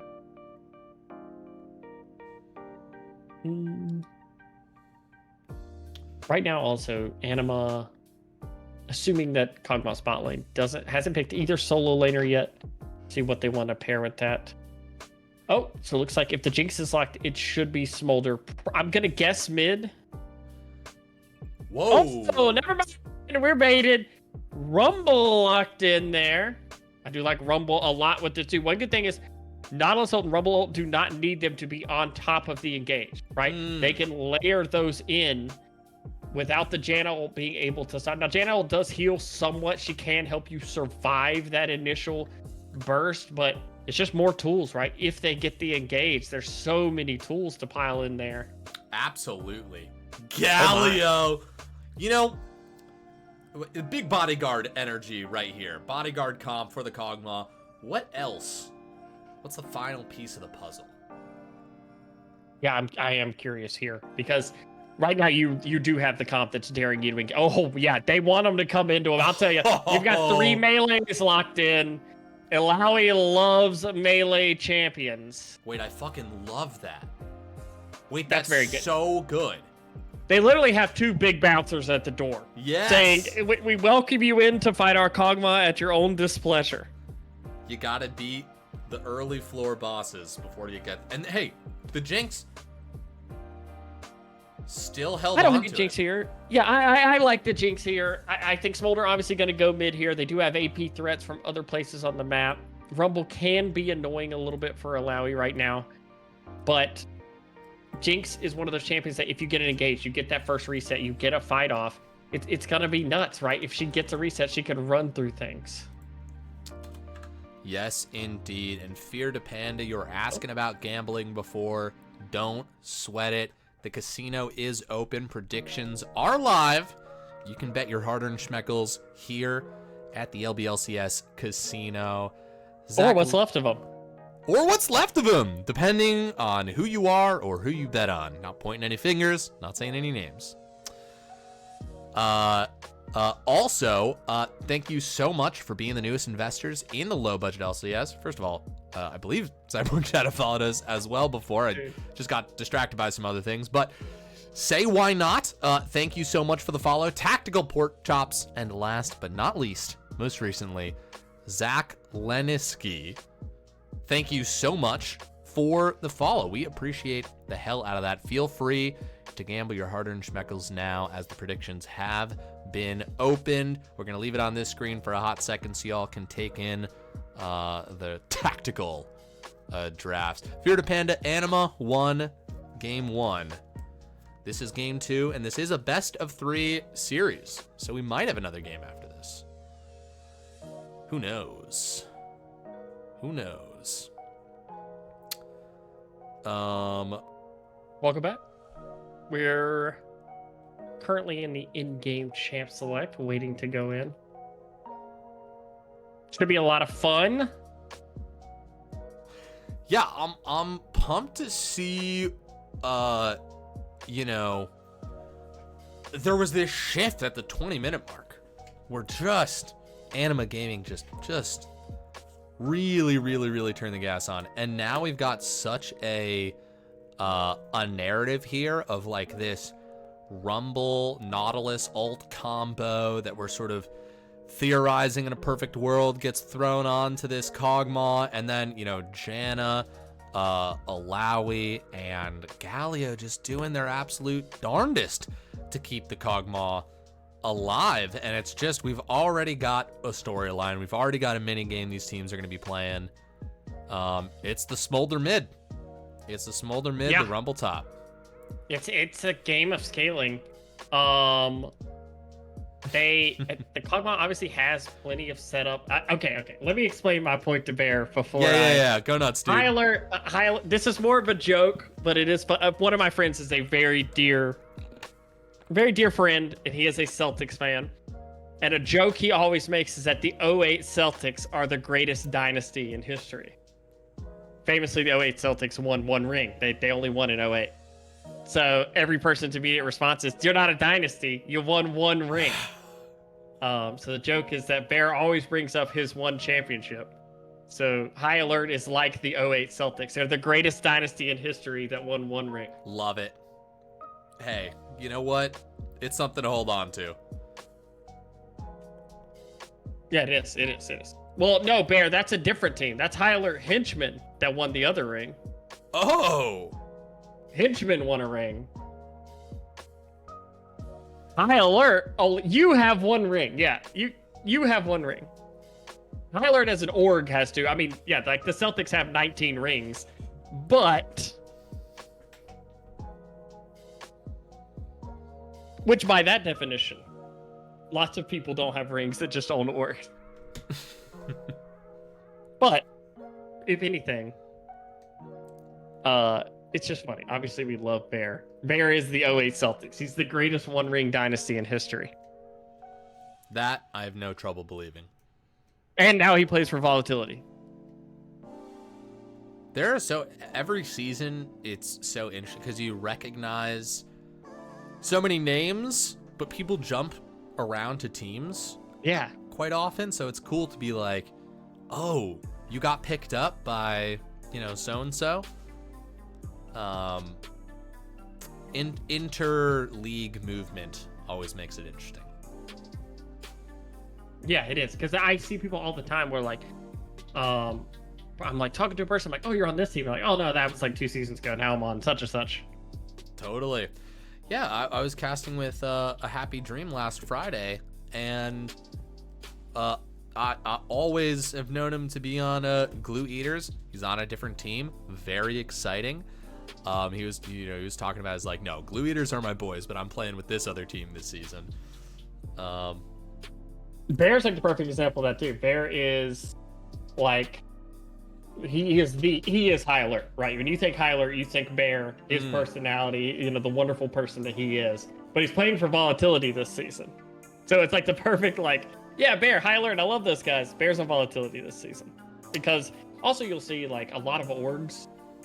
Everybody in low budget is pretty much just friends. So there's a lot of like crossing also. Like, oh yeah, those are my really good friends, but I'm playing with these guys this season just because that's how roster shuffling kind of sorted itself out.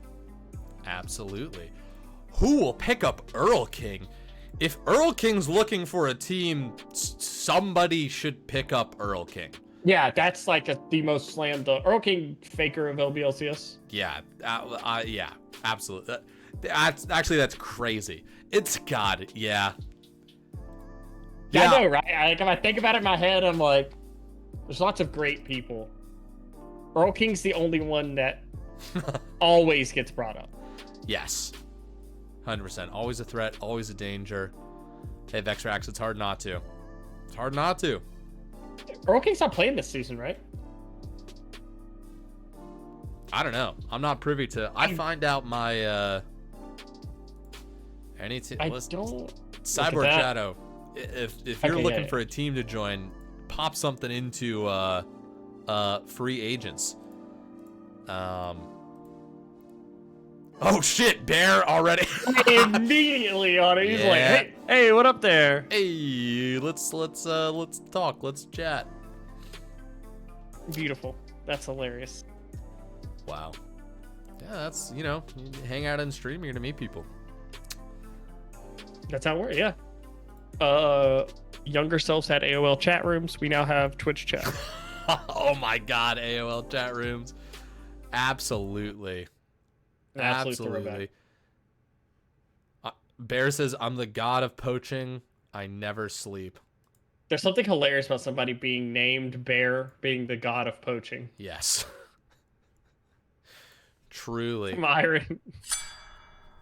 Here's a question. Is my Discord stream still up for you? It looks fine to me, yeah. Perfect. I do see the game's not loading, but Okay, here's my bet is that we're gonna get the can't load in Yeah. thing. We're gonna hit reconnect.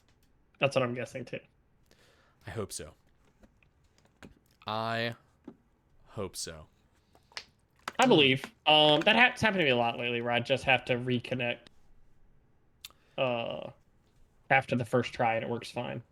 It's not like last season, knock on wood, where Dude. Riot saw fit to nuke the spectator client for like a month. That was so unhinged. Just the spectator client was completely held together by paper clips and chewing gum. How many games did we cast that we were like, it's 16 minutes and the game stopped working? Oh, What do we my think God. happened? That's right. And we were just We got through a vamped whole for series as that was like long a- as possible. 3-game best of 3 series where all 3 games stopped at different points. Yeah, there's fingers crossed they don't pull that one on us again. I believe. Oh, actually, Wow. it worked. You know, Can you believe it?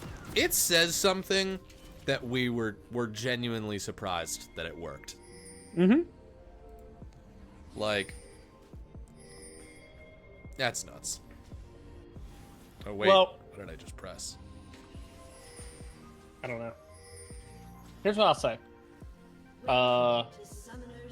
Rebel Phoenix is a hell of a player. Yes. Yes. That's what I've got to say. Last game really put on a big show.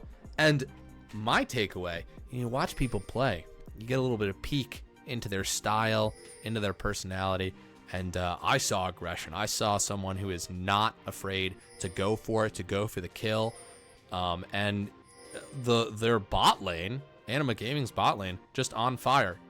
Dag nabbit, I did not put up the... Just know that Anima won game 1. I didn't Okay, put the yeah, that's bottles okay. up. Anima is up a game. Oh, we get a little bit of a push camp here. I like this a lot. Talk about Jana, not very strong level 1. So, do like looking to abuse this. Yeah. Good defensive spreads across the Yeah. board here. Not surprised there's no early action from either of these teams because most of them want to scale. The bot lane cheese is good. I mean, you have Nautilus. Nautilus has CCS passive. They're going to go for it. Science Class walking up, one auto attack. There's some CC. Giga Chaz coming in. They're in the minigun, getting all that damage on to say why not. Science Class looking quite low. Rebel Phoenix now Gotta the be target careful here. of Jinx. No kills, but a lot of resources traded. What do you think that Flash benefited gone most? off Jana. I think the flash means a lot, right? Especially early in this lane. You know, pre-6, it's a lot easier for Nautilus to get in there. You have a lot better wave clear also on the Jinx. You know, the harass with rockets here, getting that wave prio. It can be dangerous, you know, not having flash early into that lane, but we see already Alawi fun in the top lane. And this is Windfall Panda, folks. Last game showed that they could be a menace on the Zac. And what's their second choice? It's Alawi. I'm seeing a theme here. Yeah, and we know they will have no shortage of action in that top lane. 2 top laners who pretty much up until the game ended were fighting each other. The mid lane last game was a bit of a we get early gank. Yes, we do. Papa Potion coming up here. A good flash. That's what you need. And the okay emote just saying, hey, I'm happy with that trade.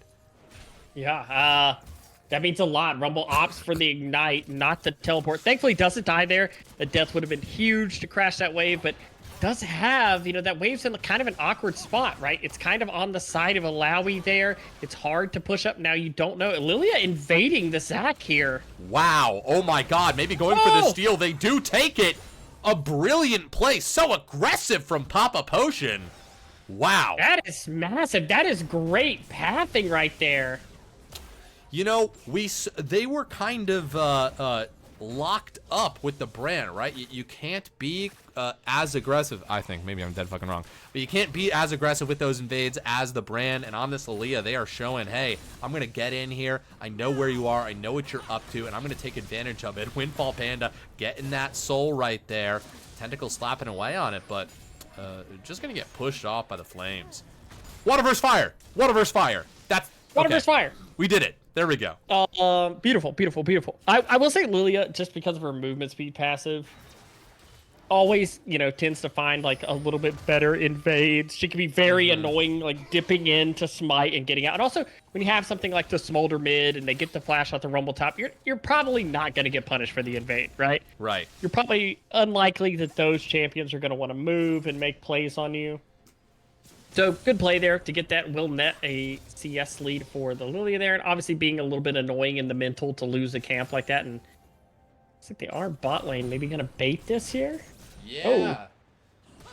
Speaking of annoying, Windfall Panda just barely missing that pull right there. I had to look at chat. I was like, is he gonna talk about somebody? Speaking of annoying, I was like, you got just sort of a big like, tonal who? shift. It's like, oh my gosh. Alice. Dark LeChance. Dark LeChance. Wait, Alice, I'm not about to yell at you. I know it sounded like that. Alice asking a question about tier start.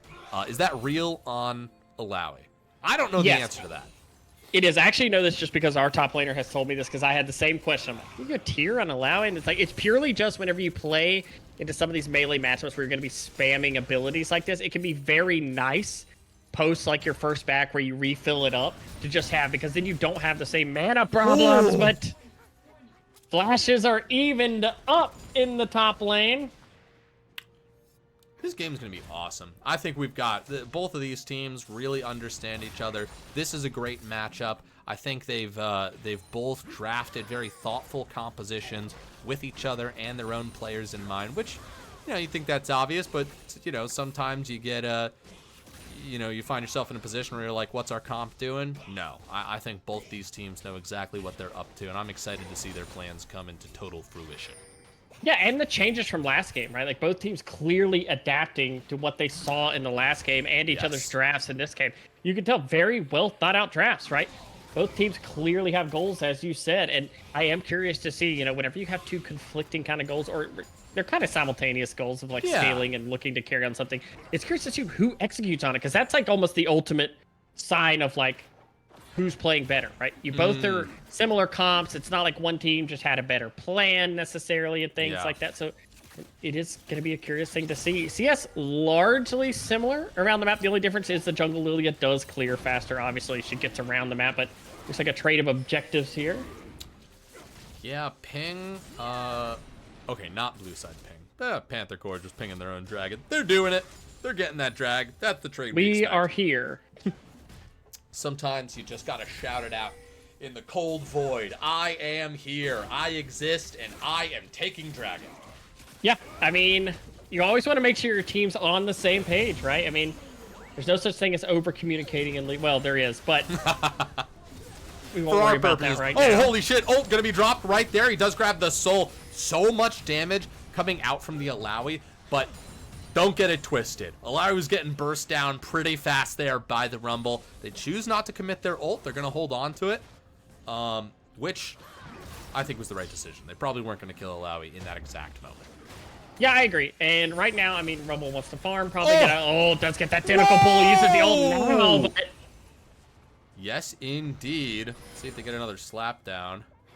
Pop a potion coming around. There we go. Galio setting up a great gank, but a perfect flash from the Smolder. That's what you want. That's what you need. Giga Chaz walking forward. Science class may be thinking about it, but they do not have ults. There it is. That's the flash forward. Flash for a flash for a flash. Very nice. Rebel Phoenix. Tanking. A little bit of damage there. They're just... Oh, my God. Okay, something's happening on the top lane that I'm very interested about, but the camera doesn't want to show us, and I am going to trust it because Papa Potions... Yeah, no flash on the Rumble now. I do see that. And they are... I think Rumble really doesn't want to commit to this base. Yeah. Because not having teleport makes this very painful. But the problem with that is the longer you are low is we might get a fight here in the bot lane. Yes, indeed. Rebel Phoenix going for Wind Flash! Oh my God! Insecting Lee's Science class backwards, but the rocket, first blood, going to the Nautilus. What a great reaction and a return kill as well. Didn't even see the Drowsy go down. That was fantastic coordinations from both bot lanes. Absolutely fantastic.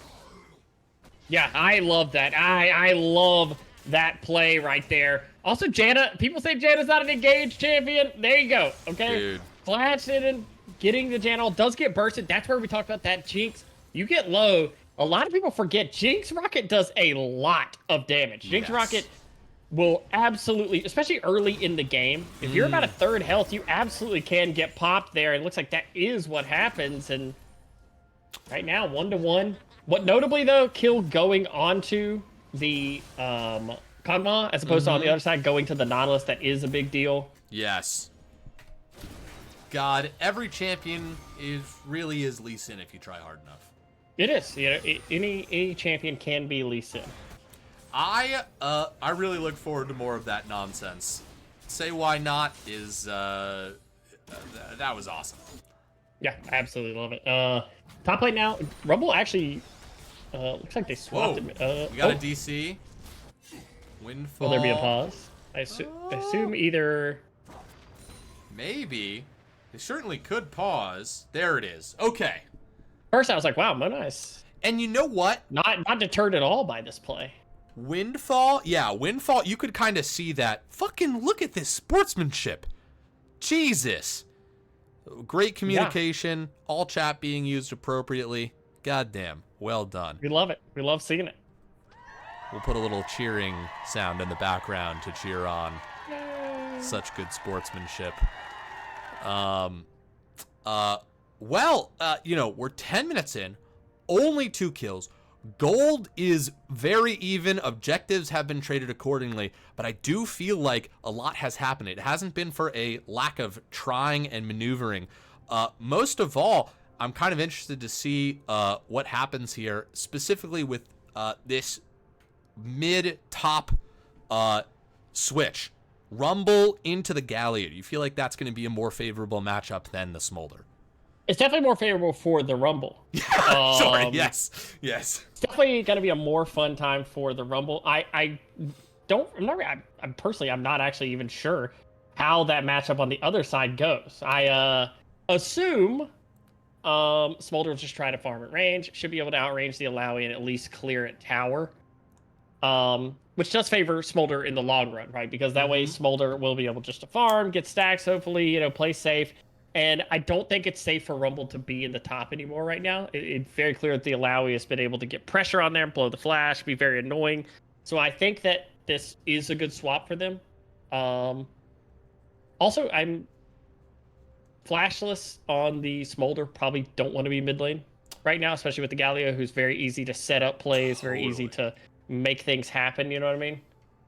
But yeah, overall, I think that's a good idea. I wonder how the bot lane's going to go now, because we've ticked, you know, ults on everybody down there.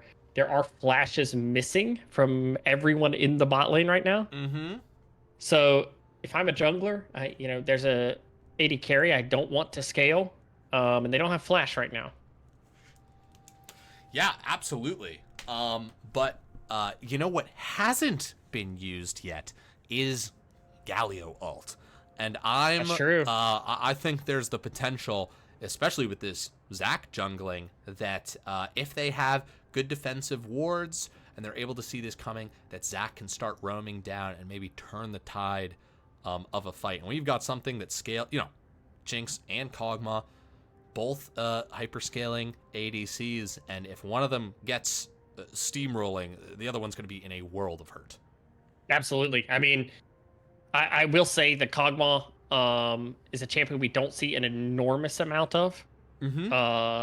So I'm not really sure exactly what like the power points are for Kog'Maw. I imagine 2 to 3 items similar to most like scaling AD carries. We do get Monai back in the game. Woo! Let's go. It's wonderful news. Also, just shout out Monai farm in this game. 87 CS. Oh yeah. Absolutely farming up a storm here, which is so important on that Smolder, right? Smolder is the scaling threat. I mean, Jinx scales very well too, but Smolder gets that execute, can absolutely be the 100% team fight winning champion. Mm-hmm. So that is a really good sign, having that work out like that. How fast do grubs respawn? I believe, is it 4 minutes, maybe? That, I mean, I'm going to take your word. I don't. Is that timer in the top left for grubs right now? Yes. No? Yes, it will be. Yes, it will be. Okay. Because 15 minutes now is when Rift Herald spawns, because you Right. can't get plates anymore with Rift Herald. Okay. Very cool. That makes a lot of sense. I think Monai just calling out their wireless company. Yeah, okay, Galio going in here and Rumble dealing quite a bit of damage. Janna, just dropping the ult as a disengage tool. Ooh, I like that. I like that a lot. I do as well, especially when you're like unsure of numbers. It's like, hey, burn it for security. Yeah, absolutely. I mean, that absolutely is like a good play for you. It also deletes away. It makes it hard for them to push after they get you out of the lane. You see lots of Rumbles do that, right? If they're under threat of a dive or anything like that, we'll just ult their way. Two Just push them ADCs. Hold completely on a out of it. second. Trap's going to go down. They do land on the Kog'Maw. That's an ult right there. Rocket goes through. One more will do it. Rebel Phoenix gets it. Fight up by the top side. No. God, what a 1v1 right there. Literally all abilities used. Yeah, I think both, you're in that situation where both AD carriers are probably confident in themselves, right? Both saying like, you know what, my champion's really strong. I believe I can do this, but Kog'Maw, that early kill, that slight item difference could end up being what is the difference there. And Kog'Maw, springboarded now. 2 early kills, and Rebel Phoenix has shown the ability to carry these late game fights and be a massive threat. So Panther Core needs to clock that now. Plates over to him also. Oh. That is a very rich void worm. Anima Gaming is eating good. All 6 grubs. And we talked about these snowballing, hyperscaling, ADCs getting the edge on each other. Kog'Maw now up 2-0.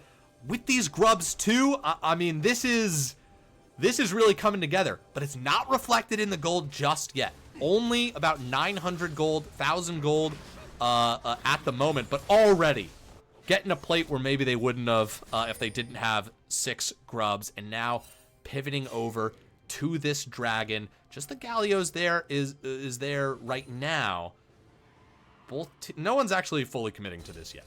This is still just on the table. That pink ward is just going to sort of bookmark it for Panther Core. Yeah, absolutely there. And we do see something that is like crazy important right now. Oh, good trading here. Pretty good job there. Or just to get some context, Anima last year in Financial was a team that did not make playoffs. Mm-hmm. And to come out and look this good, their first game in this we've season. got an engage here onto the Janna. Janna ult's going to be used right there. Galio's going to come in on the Janna. Rumble ult being dropped right where Galio will land. Jinx Rocket does connect with everybody, but Janna's actually still going to survive, get to a point. But Big Nautilus ulted, as that's going to be Rebel being taken down right now as Papa Potion shows up into the backline, dropping the ult, getting 2 targets. Galio going quite low. A kill onto the backline. One more rocket should do it. That's Jinx getting excited. This fight has 4 fronts as Galio is hunted down by the Zac. Whoa! What a twist here. And here up in the top lane, The soul is going to be grabbed. Windfall Panda. They're on the wrong side of the map.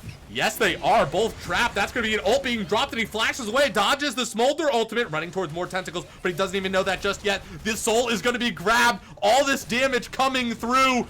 Now they're going to be slowed. More going to spawn. Slamming from the bushes. Monai on the run right here. Windfall wants this right now. Monai stands and fights. Will they get the kill? One more auto could maybe do it. They get the kill in the top lane. Smolder winning the 1v1.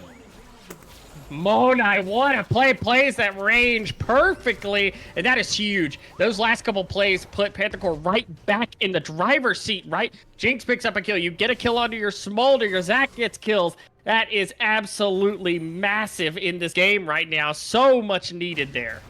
Yeah, this is just action bursting off all over the map, but you still got the grubs. Look at this. That is 6 grubs. Oh, Kog'Maw slamming away at him. A little bit of a trading here in the mid lane, as now Rumble actually overheating, dealing so much damage. Galio has to back away. Rumble damage, it'll always surprise you. Absolutely. I mean, you sit in that flamethrower, especially if it's empowered, it will absolutely eat you up. And we saw in that fight, the comp has such, if they get the engage, if for whatever reason the engage isn't halted immediately by the Janna or Galio, they absolutely can burn you down immediately. They find a Zac in the bush right there who has to charge up and jump away. Now, so they had kind of a front-to-back fight in that fight where they lost the Kog'Maw, the Galio, and the Janna. What do you think went wrong there for Anima? Because they came into that fight in a pretty powerful position. I think the biggest thing really is just that by the time the Galio gets in there, you're already at a point where Kog'Maw's below half HP, right? Pop a potion. Hold on. Getting the Drowsy ult. They're going to go for it. The Smolder ult comes down too, but Pop a potion gets the kill. Pop a potion. Taking a class on Lilia here, teaching how to play it. Absolutely great play right now. Oh, Jinx Rocket just collides with Alawi. Searching. Yeah, just searching up there. Seeing if you got it. A lot of people like that. They do have Zac charging here. Yes, indeed. Oh, very nice use of the ult right here. That was fantastic. That was beautiful. That was absolutely beautiful. That was absolutely beautiful. And again, this game's 300 gold apart right now. There are plays constantly on the map for different teams. Science class. Can get autoed down a little bit. Got to watch out for those traps. This tower is not long for this world. But no trigger to be pulled just yet. I think Nautilus gonna get connected on here, gonna Spider-Man their way out, but a Kog'Maw ult coming down. Papa Potion gets that kill. Yeah, Lilia, very strong right now. 3-0 already on that item. They are gonna riff this bot lane right now, try and just continue this gold lead towards the Kog'Maw, who is that late game carry, get as much as they can. Galio is here to cover also. Gotta be so careful around the 6 grubs also. Look at this Zac. tower is not long for the world. Maybe gonna go, no. Not gonna try that second charge. Just gonna be happy with that second tier tower. Do trade for the top turret there. They do get more gold onto that Smolder. Gets that solo tower gold in the top lane. That is nice, that's huge. It does need more time, more gold onto that Kog'Maw right now. I'm curious to see what Kog'Maw is able to get on the base there. Looks like just pieces there for the Rage Blade. But right now, I mean, we're in a pretty, about an 800 gold difference. But I mean, in a game like this, that's not massive, you know? Absolutely, and sorry, I got to agree with Alice. We got to upgrade this Smolder's PC if they win with this. Yeah, that's got to happen. I mean, Monai farming very well, doing an excellent job of dodging all these tentacles up in the top lane. It's impressive because there is a lot to dodge. There is absolutely a lot to dodge, and playing the edges of these fights so well, right? Like just playing right around the edges of where these tentacles are going, things like that. And mostly it's taking away a lot of what Alawi wants to do, right? Alawi wants to be one of the people who's near things in these fights, who wants to be fighting with the team, right? Going in when all those engages are coming on. If you're stuck in a lane against a ranged opponent, it can be so hard to feel like you're doing anything as the Alawi, right? Absolutely. Dragon coming up. 36 seconds. We already see forces from Panther Core down there. securing lines of vision. Scuttle Crab's been taken. Not sure when that's going to expire. Giga Chaz looking pretty good too. Ooh, they're around. Yup. Sniffing out Science Class right here. Alawi's still on the top side. They do have teleport. They can participate in this fight.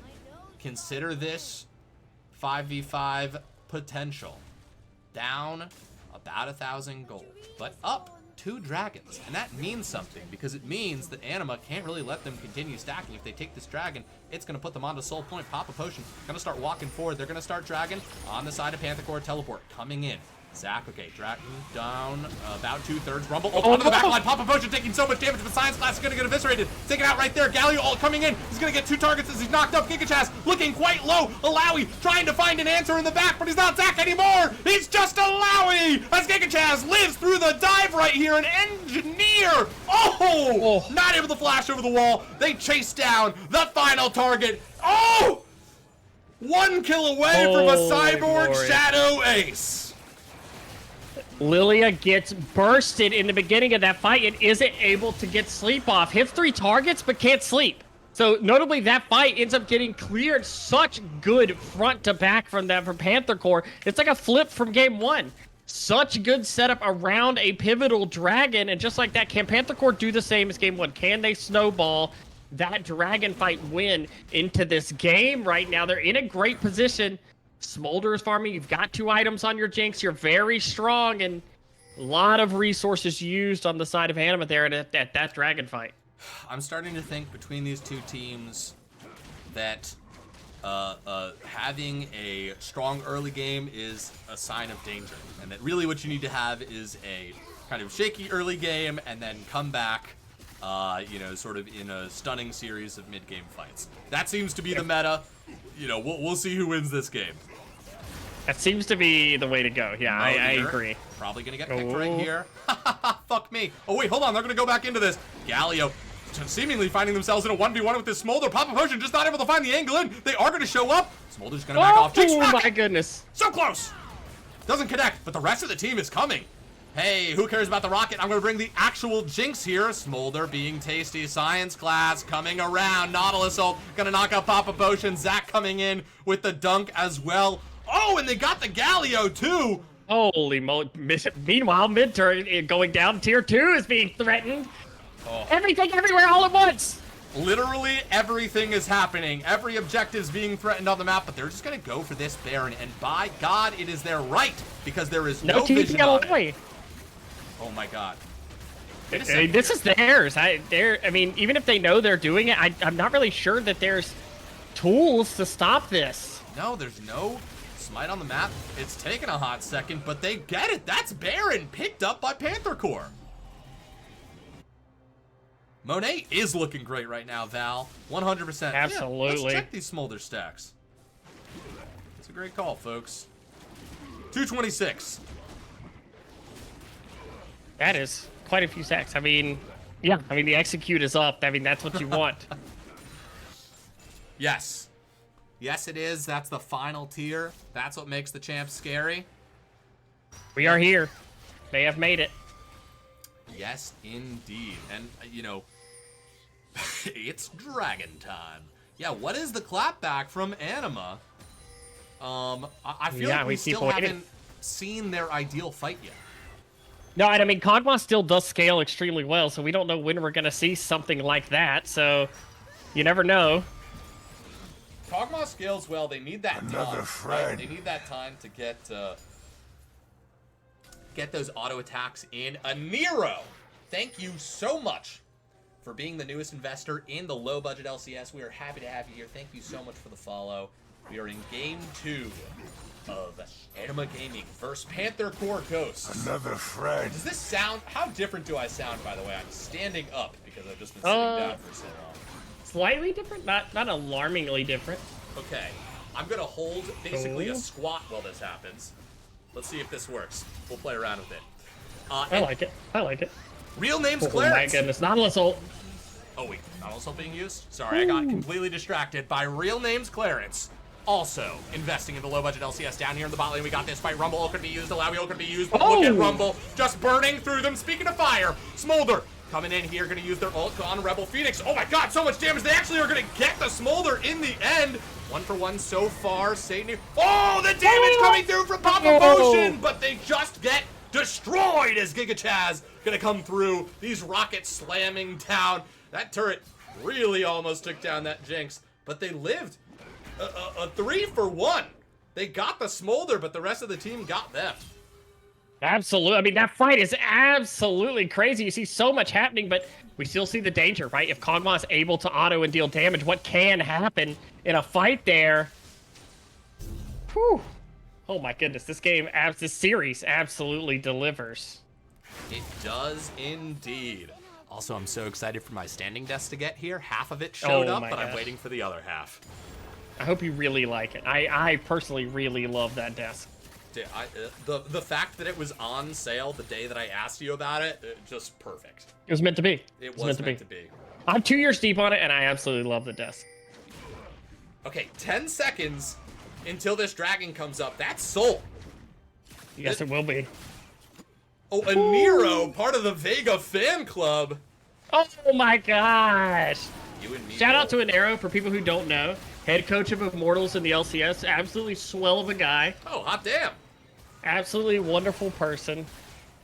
Well, this fight is going to go out to you. Dragon down to half health as Panther Core goes going to get engaged on. Dragon does go to Panther Core. They get it. They get the soul in the middle of this fight. Giga Chaz lives through all the dive. That's 2 members down on the side of Anima Gaming. And now Papa Potion gets taken. And that, my friends, is a true blue cyborg Shadow Ace. I mean, that's gotta be close. I mean, it may not be the exact end of the game, but that is Soul, a massive gold lead, and all the confidence that you need on the side of Panther Core to go force this game 3, right? I mean, absolutely insane fight there. Kind of forced the hand there. Infernal Soul's not something you can really give over for free. Oh my goodness. We got a series on our hands. Give me that game 3. That's what we want. This is the perfect punchback, the perfect adaptation. It's not over yet. They're not able to punch through and take the Nexus. There's still time. There's still a possibility that Anima could close this out. The question is, can they? And how? Possible. So much fire in this game. Yeah, I mean, the game is technically not over. It will be an uphill battle here. Seeing the damage just Rumble can do at this point in the game. Also, Smolder being online right now is massive. We will see here as the last hopes are pushing out their base. Technically still available. You never know. We've seen countless times Elder plays turn into the ends of games. Yes, indeed. And also, yeah, I did not update the standings. This is game 2. Game 1 was won by Anima Gaming. It will be updated if there's a game 3, I promise. We will do it. Well, I say we. I won't do it. But well, Chance will. I'll do it because I'll be reminded by this moment right here. And yes, the desk part did come in, but not the standing. Not just yet. I was gonna say what part came in. I mean, it was the lower part. The actual table aspect of it is not there, but the legs are here. Okay, well, you know, you could throw like a cardboard box over it. Yeah, that's something. Exactly. That's all I need. All right, we have got... So Elder is up next, right? That's coming in about 4 minutes. There's a lot of time. Bear... Oh, wait a second. The engage getting 2 targets right there. Sun is just going to jump in on him.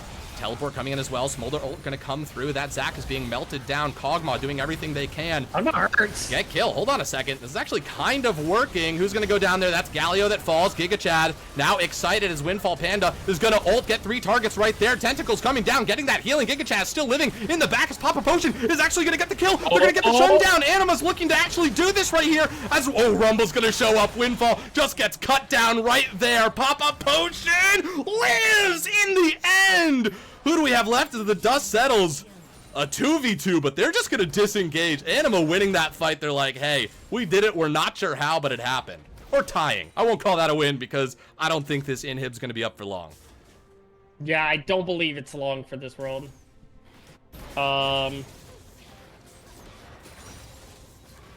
Goodness, I mean, just absolutely fight Monai. Oh, God, very Papa dangerous Potion. right now. So much trouble right there. Monai on a rampage, and deservedly so. Hot damn. Okay, so Vega, obviously, Panther Corps, still in the driver's seat. How do they come away even in that fight? And is that even repeatable, or is it just going to get worse and worse as this game goes on? The stacks only get higher on the Smolder. It can feel very bad. I mean, they obviously could get a better engage. They did get the Zac passive off there. One of the big reasons that fight goes the way it is Zac's able to get up from his passive and re-engage. The problem is, now you're down an inhibitor. You do have the Baron spawning. You've got to get back out on the map to try to do something about this, and you don't have your jungler, right? Or do you just give this Baron? Very dangerous. Also now a GA on the Smolders. You're going to have to kill him twice. Yes, indeed. Galio getting up here. A taunt's going to go down. Rumble, ult 2, Windfall Panda trying to go into the backside. Does not grab a soul, but Science Class actually going quite low. Red team will get that Baron, and Windfall actually icing out the Smolder and the Jinx. They're going to live for a little bit, but they will get taken down, and now they turn to the rest of the team. Papa Potion is showing up into the backline, but can they do enough damage? They're onto the Monai. That's going to be Drowsy coming down the ult, but they have to run because there's just not enough time to kill anybody. Look at this. Zac dashing forward right there. Say why not? Oh! That's Jinx getting that last kill. That is them going on to game 3 as Panther Corps will tie it up. Holy moly, what a game. Panther Corps punching back in this second half. Hot damn. I gotta say, that last fight, there were absolutely signs of life from Anima. I love that they went for that, but God, in the end, that was just too much coming from Panther Corps. Yeah, just a little bit too much there. Also, I love that during the last fight, you disconnected from Discord. Did I? So we were like, it's starting, and then you disconnected from Discord, and then you came back and you're like, oh, and the fight's won. I was like, oh man, what a fight! Okay, first of all, that's incredible from you. Second of all, I did hear that Discord sound, and I was like, did somebody jump into the call? What's happening here? Yeah, my Discord's been disconnecting and reconnecting for some reason. Multiple people I know are doing that. Okay, this is good. I'm glad that that I'm not the only one here. Also, it looks like stats are a little messed up for us. Let's see if it'll go this time. There we go. Look at that damage on Smolder. Rumble up there, but not too far behind. Kog'Maw, they're in the mix. But yeah, Panther Corps just really, really turning it on. Which, listen, I know the gamblers out there are going to be pretty happy because we are going to turn over those schmeckles to you good folks. I'm not. Dude, did you bet wrong again, dude? I'm now 0-2. No way, man. No way. It's okay. You know, sometimes this is what I got. I'm going against my own. I went against my own rule, and I bet it early both times instead of betting the under. And that's what I get. Let's answer a question in the chat. Epic Affinity asks, what is this? Hey, Epic. What a fair and reasonable question. You seem even-keeled. This is the low-budget LCS. We are in Amateur Rec League. We do our best to give to you guys a fun tournament to play through. We play for about 6 months out of the year in 2 distinct and exciting seasons. You know, what you see is what you get. We've got 4 leagues across a bunch of different skill levels. 88 teams this season battling. We've got a Discord link down below if you're curious to learn more. We have a YouTube channel with all of our VODs on it if you want to see past games. And it's a very fun and friendly community, so ask around. And I'm sure people will lead you to the right place, one way or the other. Thanks, man. We think so, too. Yeah, Discord is popping. Yeah, absolutely. And shout out to everybody who's tuning in with us, spending your Tuesday night watching League of Legends with us. What better thing could there be, right? Well, there's probably a couple things out there that are pretty solid. But still, thank you, Val. Thank you, Val. You're right. I should remember to invite Vega. The lobby is full, but that's okay because I can spectate the game off of. There is a spot if you like it. Somebody jumped out. What a wonderful human being. Thank you, Full Meadow. We're doing our best. What a wonderful, wonderful person. One Step from Hell, thank you so much for being the newest Aw. investor in the low-budget LCS. We appreciate you. We appreciate your time, as Vega said, sharing your Tuesday night with us. We're honored. Absolutely. Oh, did Fear to Panda redeem a Takes Two to Tango? Oh. I must confess I'm drinking water and Red Bull tonight. Just sort of... I've got coffee and sweet tea. Dude. You're a hot coffee guy? Hot coffee guy. Dude, I'm an iced coffee guy, but I got into... I do love iced coffee. I do love iced. It's delicious. It's basically a milkshake. Did you start drinking coffee when you were younger? Because I got into it when I was older, and I fear I missed the boat on hot coffee. I was like 21 when I started drinking coffee. I started drinking coffee like 2 years ago.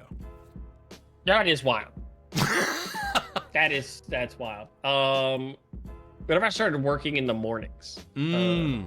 Actually, I take that back. That's I dated a girl who really liked coffee, and so I, like many people before me, adjusted my interest to match. Of course.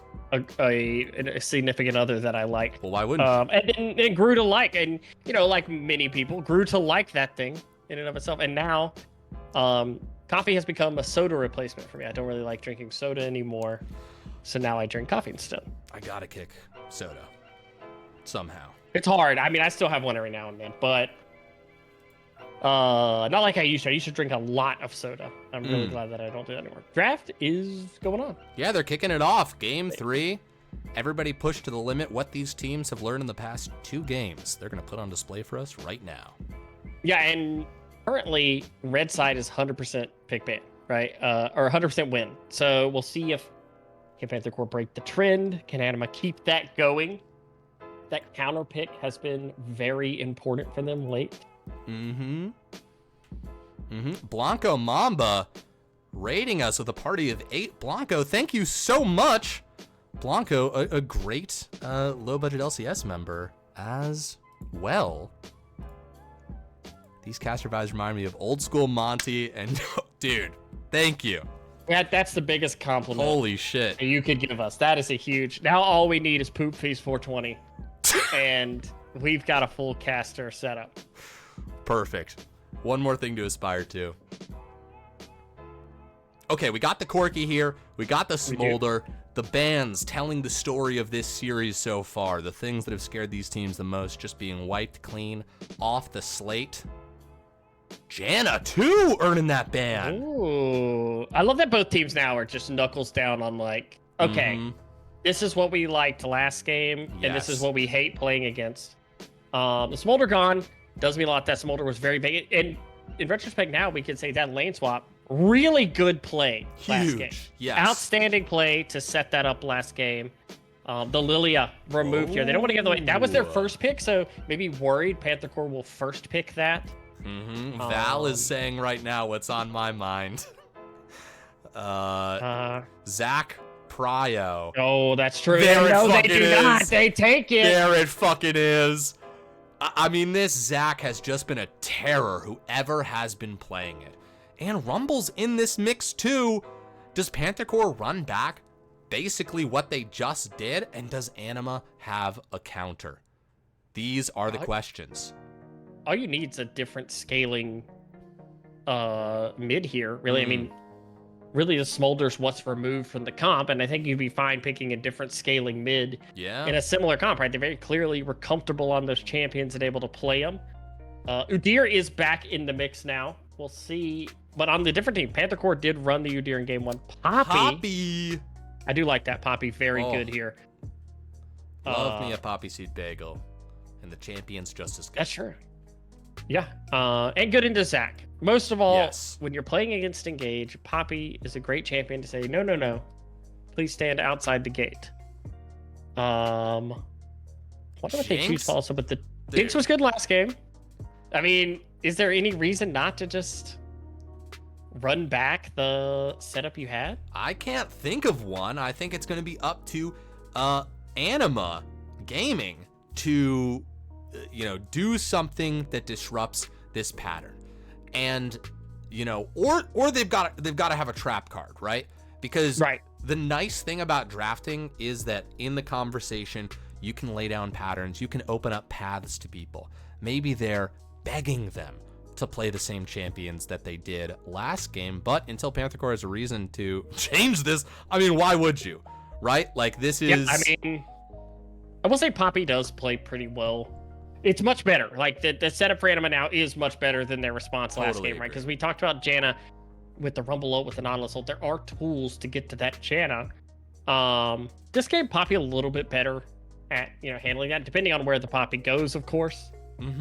Gonna early pick the Ornn here, giving themselves that late game insurance in the top. Let's see if they lock it in.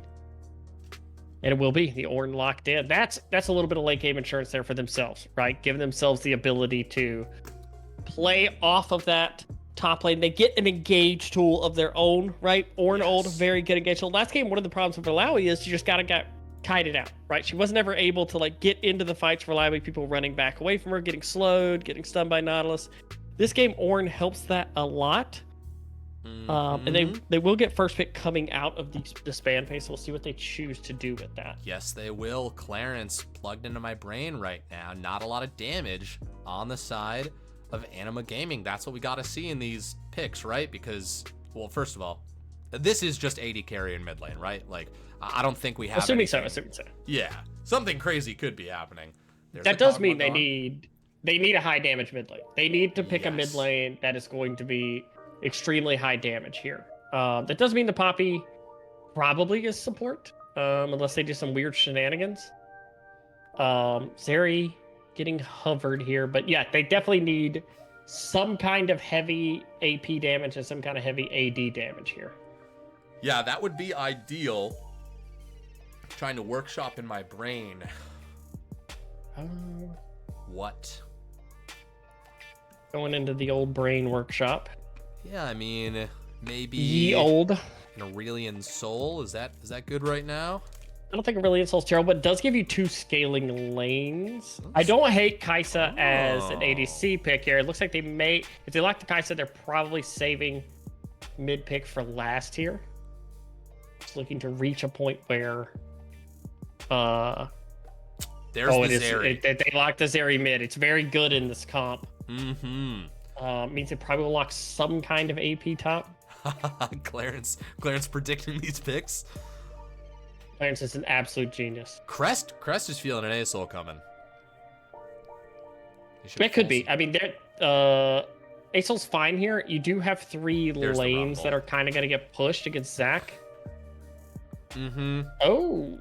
Yeah, I like the comp. I mean, we talked about it. All you have to do is plug in another AD carry scaling mid, and they just put Zeri in place of Smolder. It's essentially the same comp. They're playing against a vastly different comp. And this does mean now that your 2 bruisers are mostly going to be Nautilus Zac, which are lower income than a tank top laner. And that's fine, Ahri. Not sure. Talia? Talia's okay. I like Talia more than I like Ahri here. I would worry about Ahri's ability to get through frontline. Talia, at the very least, can staunch a lot of the engage, and they don't have a true hyper tank, right? Assuming Zac is going to go some kind of AP damage, similar to what he did last game. It'll take a little bit for him, but he will get bruisery as the time goes on. And one thing we've seen in all of these games so far is that they go on very long. So that kind of favors Ornn, the ornaments there, but it also favors the Jinx Zeri comp, right? Yeah. Because the later they get, this axe going to get beefier. They're going to get onto these very good items. I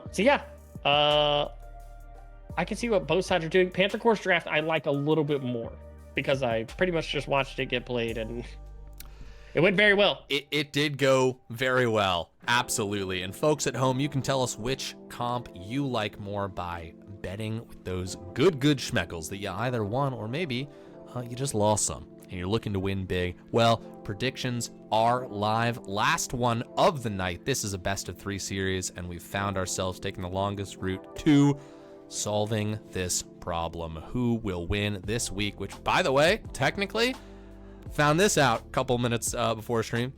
I believe this is a week 1 match. This just got delayed a little bit. So both of these teams, this is the start of their season. But Make sure you saw my message before I go. I'm taking a bio break for 2 minutes. Oh, hell I'll be right yeah. back. Get out of there, baby. Perfect. Excellent. We will talk to Discord also not showing me that I get notifications anymore. One of the fun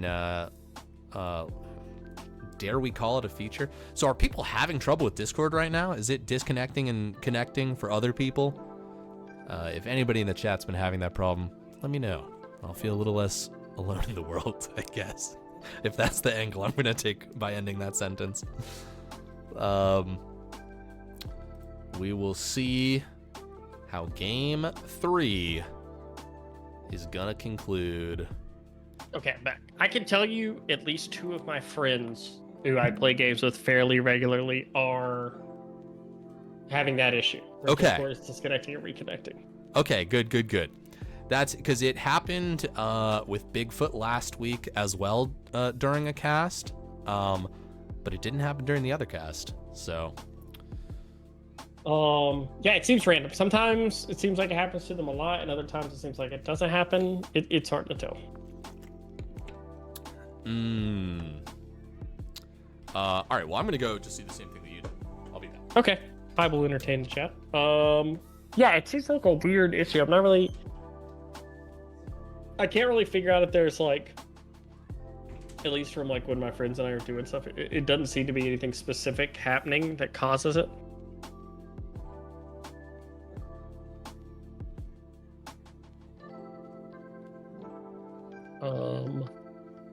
Zach equals Goo Man. That's true. He does.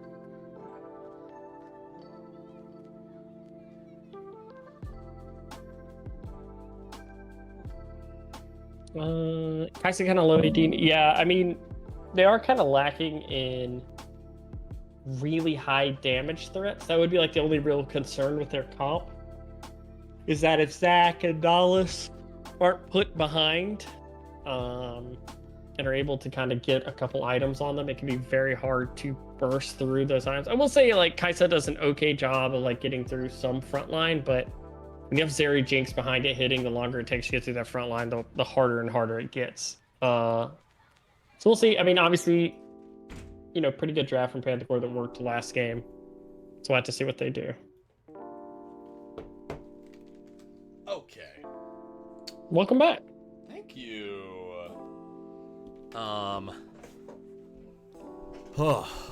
All right. Crest John having that problem as well. Okay.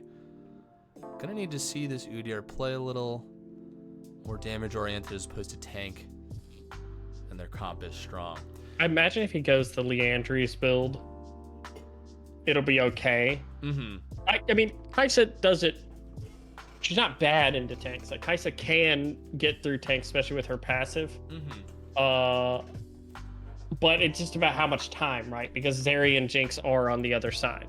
Mm-hmm. And they pump out a ton of damage during, while you're trying to burst through that front line. So it depends. I mean, I could very well see a world where Kaisa gets ahead and it just doesn't matter. Where you see a team like Snowball on a carry and it's like, yeah, well, they're not the highest damage champion, but they're an item ahead. Oh, totally. So, and both of these games have been very, I think, compositionally fine for both teams.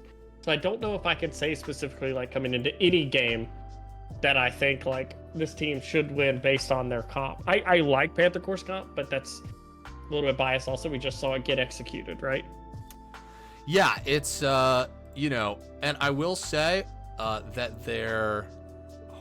we're just going to do this front of house here, folks. I will say that sometimes, especially with, like, that recency bias, going from playing a comp that has been performing like extremely well, you go from the PowerPoint, you have to start it up again, and it's harder to play because you're used to everything being a lot stronger. You're just not in the place you need to be. Not saying that's going to happen here, just saying it's a thing that could happen. Absolutely. One thing I've learned in casting over all these years is ultimately whatever's picked, things happen. Anything can happen once they load into the game. Like any situation can. We've seen crazy stuff play out multiple times. We've seen bad drafts win plenty of times. We'll just see. Yeah. Yeah, no, absolutely. I mean, League is, it can feel like a solved problem. And there's a lot of like thoughts on what is and isn't good and what is and isn't viable. But, a lot of times, more often than you think should happen, anime rules apply. And it's just strength of heart and friendship that carry you through to the end. Absolutely.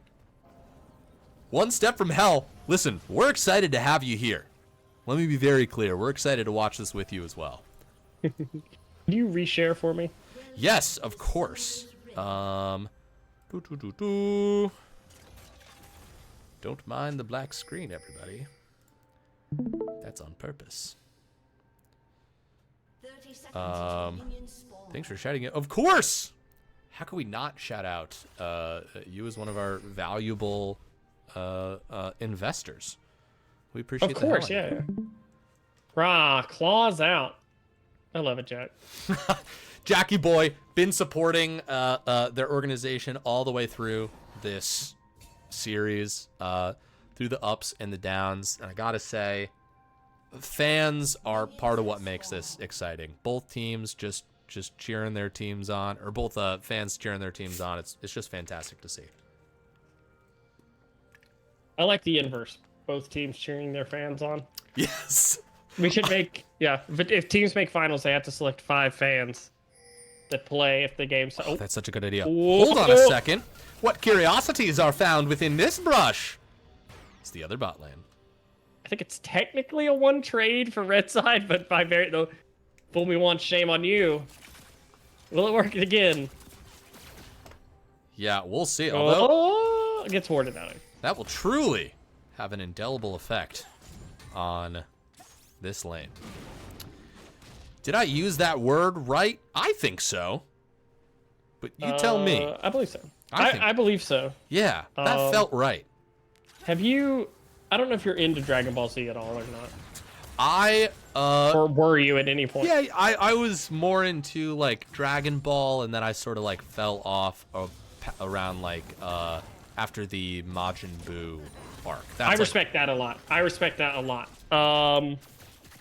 That's pretty much how I feel a lot of the time. But this is a long way to say there's a terrible meme that has infected my brain, which is just this video of Trunks saying that he's the drink, and someone else saying, "You think you're the drink? You're not even the cup." What is that? A real line from the? No, not at all. Okay. I can't stop saying it. I love it, dude. There's something wrong. I keep being like, I'm playing a game. I'm like, this guy thinks he's the drink. Hey man, that's just part of your vernacular now. You're just that guy. One of these teams is going to be the drink. One of them will be left with the empty cup. Yes, I love that. That's where you're going with it. Yeah, 100%. It all comes full circle. It all comes full circle. Always. One step hill saying a good poppy can turn this whole game for red. You know what? That's what Anima Gaming is hoping for. That poppy pick happened early on in the draft. It's a response to this Zac, which has been an absolute terror. And I think they're going to find some usefulness with this Zeri as well. But we'll see. That's the dream. Yeah. One thing definitely for sure in this matchup right now. Oh, we do get the level 3 there. Gotta be careful. Camera cuts away immediately. Of course, like, I guess nothing happened. But the top lane matchup currently, Ornn always surprises me at how much he actually harasses you in lane. But Rumble loves matchups like this, a melee that just has to stand still in the flamethrower. They could just flamethrow on top of it. We do see early on in this game, top lane and mid lane, both CS leads. They do spot the Zac out here on the top side of the map. They do indeed. Udyr gets the first base off, is on an item component there and back on the map now. So a little bit of Zac's time wasted. Probably won't mean a ton in the grand scheme of things, but a little bit of nice positive there. And there is no ward up here for the Rumble, and this wave is pushing out right now. Yes, indeed. Papa Potion coming up. Windfall on the run, but it's a trap. He's going to turn, and there it is. He's going to dash away. Rumble looking for that kill. One turret shot. First blood for the Udyr. That's what Anima Game wanted. That's what they needed. Yeah, beautiful acting job there from the Ornn also. Yes. And Rumble overheats Get at the him worst at me. time. He can't even flash. And I believe dropped Ignite on that too. Just said, I'm going to die, but maybe Ignite will get the kill. And, you know, It was matter. close. It was very close. It was extremely close to being turned into a trade kill there, but that is a kill over to the red side there. And a much needed one, right? Especially when you're playing against the comp that can scale very well, has this Jinx Zeri, getting some of that early pressure, early gold is good. But Zach wastes no time, is starting up that dragon. Yeah, absolutely. And notably, this is the first time we're not seeing a picture-perfect trade. Normally, grubs are being taken at this exact moment as well, but we see Udyr down here on the bottom side of the map after that gank. Oh, wait, did they take grubs? No. I'm not blind. No. They used to spawn at the exact same time. They no longer do that. So now there is a slight disjoint in dragon spawn and grub spawn. Well, I think Panther Corps just bought themselves an incredible opportunity to show up and fight for these grubs. Oh yeah, it means so much to get that as the first dragon as a scaling comp too. Now there is no pressure, right? You're not pressured into that's an extra 5 minutes of scaling you buy yourself in the game by taking an early dragon like that. Now you don't have to worry about as much showing up to the next dragon, right? Because well, you've already got one. It would just be Dude, one this to Rumble one, is right? insane. Ornn ticking down. He's gonna call the Ornn Horde, but he's gonna die. Wait a sec. Oh, that got closer than I thought it was gonna get. My God. Yeah, that's not what Windfall Panda wanted. They don't have teleport either, and Big Wave's gonna get pushed in here.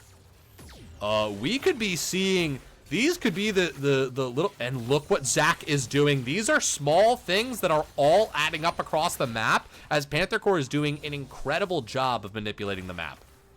Yeah. One nice thing here in the mid too, Talia kind of has to use her mana pool to push the wave for Zeri. It's a little bit easier for these AD carry mids to push and trade, right? Doesn't have to expend that mana pool as much here, pushing in, and we start to see that manifest. Yes, we do, and that announcement goes out that the grubs have been taken, and Anima Gaming know, shoot, we're behind. Oh. We need to make something happen. I'm pretty confident Windfall walks out of that. Yeah, should be fine. There's no follow-up really there, but also the inverse this game, right? Top laner from Panther Corps able to be the bat instead of the stick this game, or the bat instead of the ball. The cup Whatever the instead of the analogy would drink. be, the cup instead of the drink this game, or either or, proverbial, maybe even the juice box. But this game being the aggressor, whereas last game the Alawi early, very tough to play into as the Rumble there. So this game being able to be the aggressor there, be the one to push the lane, feels much better. Absolutely. Around the map, we'll see what else happens. We do get to Leah on a base in the mid lane, and Zeri has opened up a little bit. Monai, throughout this whole series, So good. has been insanely good at farming. Yes. 100%. Even with the disconnection, even with playing on just sort of what in my head is now a potato because people have been referencing it as such. Just doing a great job in the mid lane there. Windfall Panda just getting blown down by this flamethrower. I mean, it's so much damage, and they're going for it. That's the Ignite taking down as well. Ornn just gets cut down by Rumble. Yeah, there's only so much you could do there when you don't have flash. He's just walking at you with the flamethrower on. There's not really a lot you can do as a player there, Yeah, absolutely. I think it's just, Windfall Panda's got to adjust and be like, all right, I actually can't hang up in that lane and get sort of chased down. Say why not? Walking forward, those Jinx traps. Udyr's coming down too. That's Nautilus ult. Papa Potion gonna run down, get a little bit of that movement speed. Spell immune going right onto the Jinx, forcing a flash away, but Zac is coming too. And if they don't compensate for this counter gank, they're gonna be in some trouble. Zac charging up, gonna look for one target, doesn't find one just yet. And look at that, Poppy says, no thank you. We will run this back again in a couple minutes. Yeah, I think you love that as a red side, right? You get the flash off the Jinx. It costs you the Ghost of the Udyr, but obviously is the lower cooldown. Oh, nice trade there. Yeah, that's not. Oh. Hey, clear the wave. Get rid of it, you know? Wants to. Oh, good trade here. Ignite. Being thrown down. The flash forward. One more tick will do it. One more auto, maybe? Ah, there it is. Oh. Engineer gets that kill. 2v3 Oh. though. Zach is back again, charging up. Look at Papa using every tool available to say no. Papa potion in the bush. This is a trap, but this is also a Zach. I'm not sure how easily it's going to be to take them down. It's that easy, I guess. All right. When you do, assuming there's no more action here, when you do have champions that stack that Kai'Sa passive for her, you know, off of a stun or any hard CC like that, she is insanely easy to pop early in the game. I said, you know, if you don't have resistances, Kai'Sa does hurt you. Her passive does a lot of damage. And that's big. That's a big kill they need onto both carries that we talked about needing to be damage threats in this game. Yeah. Have kills. Plus the Udyr, who we wanted to see go Leandries, that's already finished. Yes. That's already online for Udyr. So that's huge. When you're playing against Bruiser comp, you're a low damage comp. Oh. Monai. Full envelopment going here, but Monai just makes it over the wall. The benefits of picking Zeri. Yeah, and beautiful job there. So close to that Talia hitting it, but pixel perfect dash over the wall there. Escapes. See what ends up happening. It should be some pressure over this top side right now. Oh, yes, indeed. As there's a whole fight happening, but we're going to be in the mid lane as Monai's going to ult Engineer and maybe get this kill, but look at that. Great CC under the tower, but I guess it doesn't matter. Jinx Rocket goes over Grubs right now. This is extremely important for Anima Gaming, but they've just lost their mid laner. The question is, will Panther Core come back? They've got numbers. They're actually... It looks like... I think they're willing to let it go only because the Zeri's kind of low. They've already gotten 3 Grubs, so at worst, it's an even trade. Right. So I think from their mind, they're probably saying like, hey, Oh, Monai in more trouble than they realize right now. One more auto will do it, and they have been so good about feeding these kills to Rebel. Yeah, that's huge. That is massive. It's Kai'Sa getting online early for this comp is huge for them. This will mean, though, Jinx alone time on this tower bot lane a little bit. We'll get close. Ooh. Horn being called. Look at that. Just the layering of the CC, not even giving Rumble a chance to fight back. Getting close in gold now. Basically time. Yeah, we do finally get a little bit of gold back onto that Ornn too, who desperately needs it. I don't think Rumble hit the ground during that play. No. Very nice there. Good play. Good layering of CC. The stun there into the knockup, into the second knockup. And right now, I mean, it's 5-3. The gold's close, but where the gold is allocated is very good right now for the side of Anima. Yes, indeed. And they're going to bring that strength into the Dragon Pit. Now, Zach is known. Whoa! That got close. Oh, yeah. That got way closer than I think they would have liked. Oh, if Giga Chaz was able to steal that, I mean... Okay, oh, they might... The dash is down. Monai actually going to land that CC right there, and they're just going to get on top of Zeri. A great pick in the mid lane. They are just roaming the map with these large ults. The Talia ult getting used massively here. They keep finding plays. But we do have Zachbot right now. Yes, indeed. The 2v3 is going to go in, but Poppy with the interruption. Just say why not has been so good on this Poppy. Everything you imagine a Poppy will do when you pick it, they have been doing. Yeah, it's been wonderful. It's been awesome to watch. I mean, every one of these fights where I'm like, oh man, is she quite in position to stop this? She absolutely is. And Flash is up on the Rumble. They are going to spot Udyr on that ward, so shouldn't be any action up there. But this game is delivering so far as a game 3.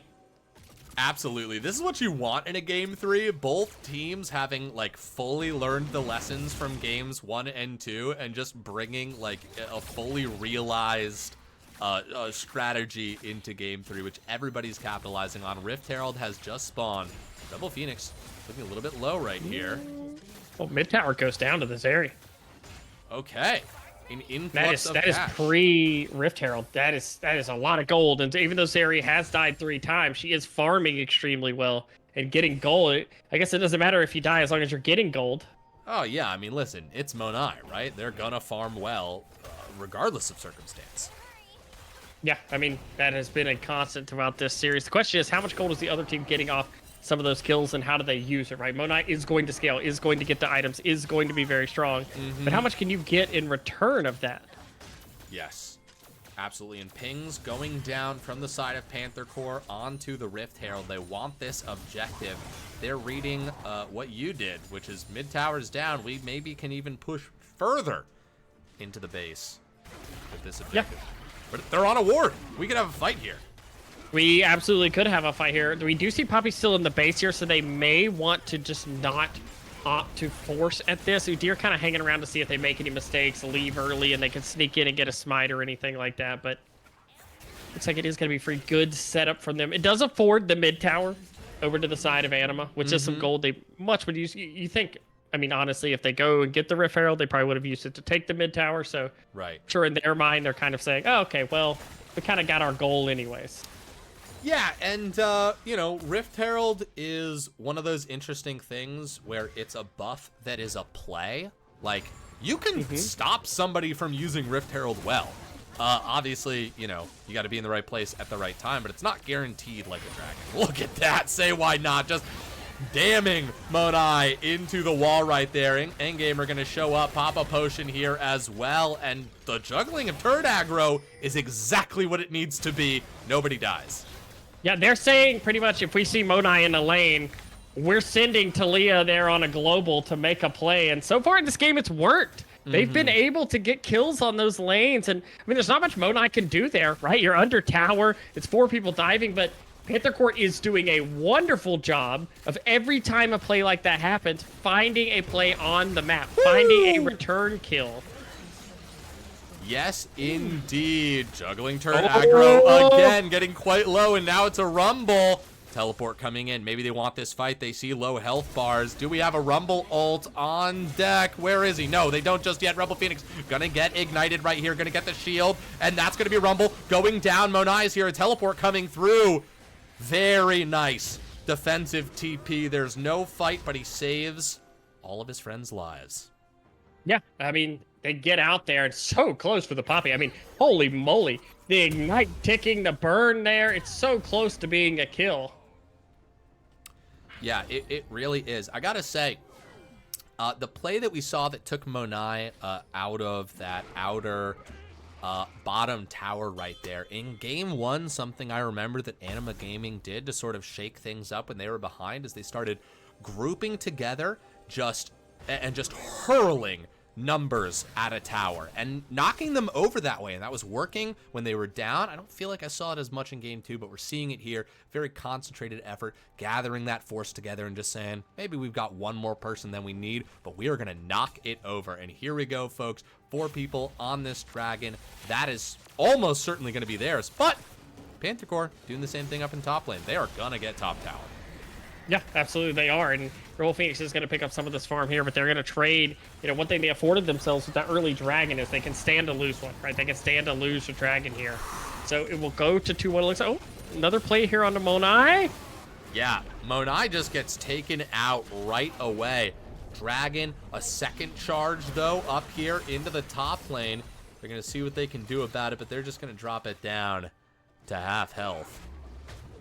Yeah, Talia is here this time to collect and make sure that no more pressure goes on to that tower right now. Gold still very close, right? It's only really essentially 1K difference right now in the game.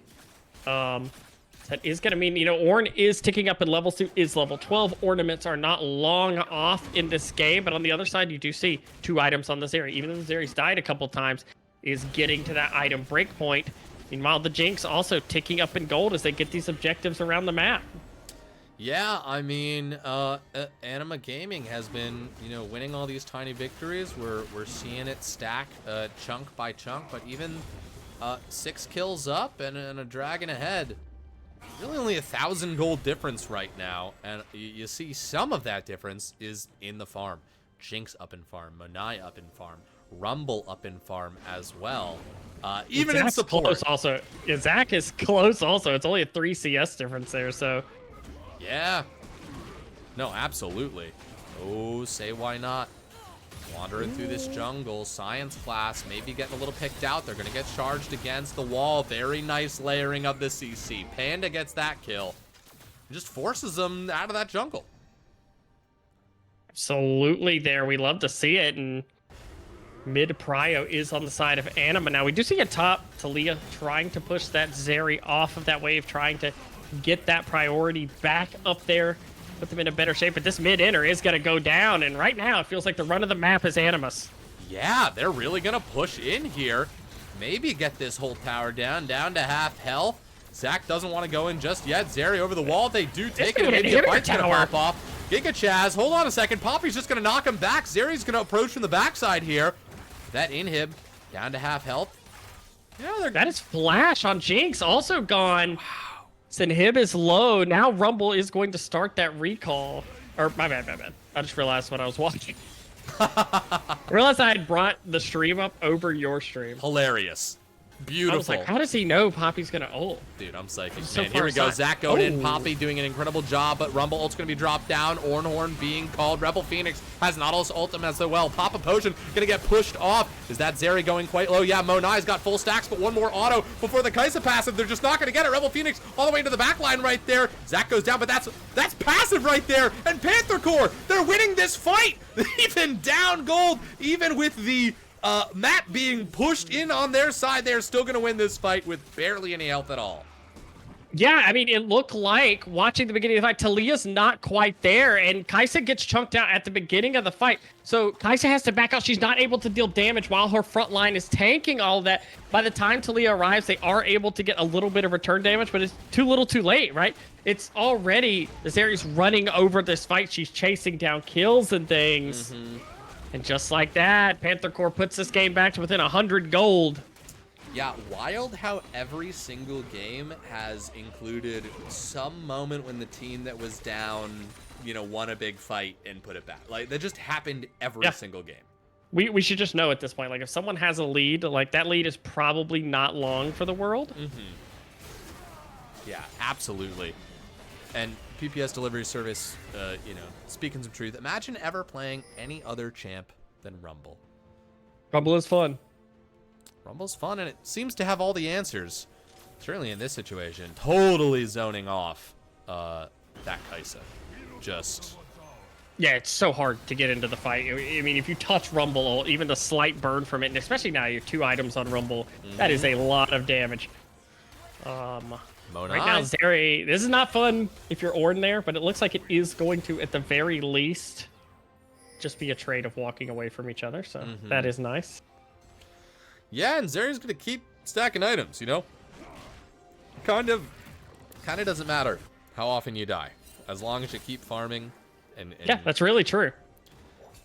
This should be the PSA to anybody in solo queue who's like, oh man, I'm behind, I'm getting camped, things happen. As long as you're getting gold, it's fine.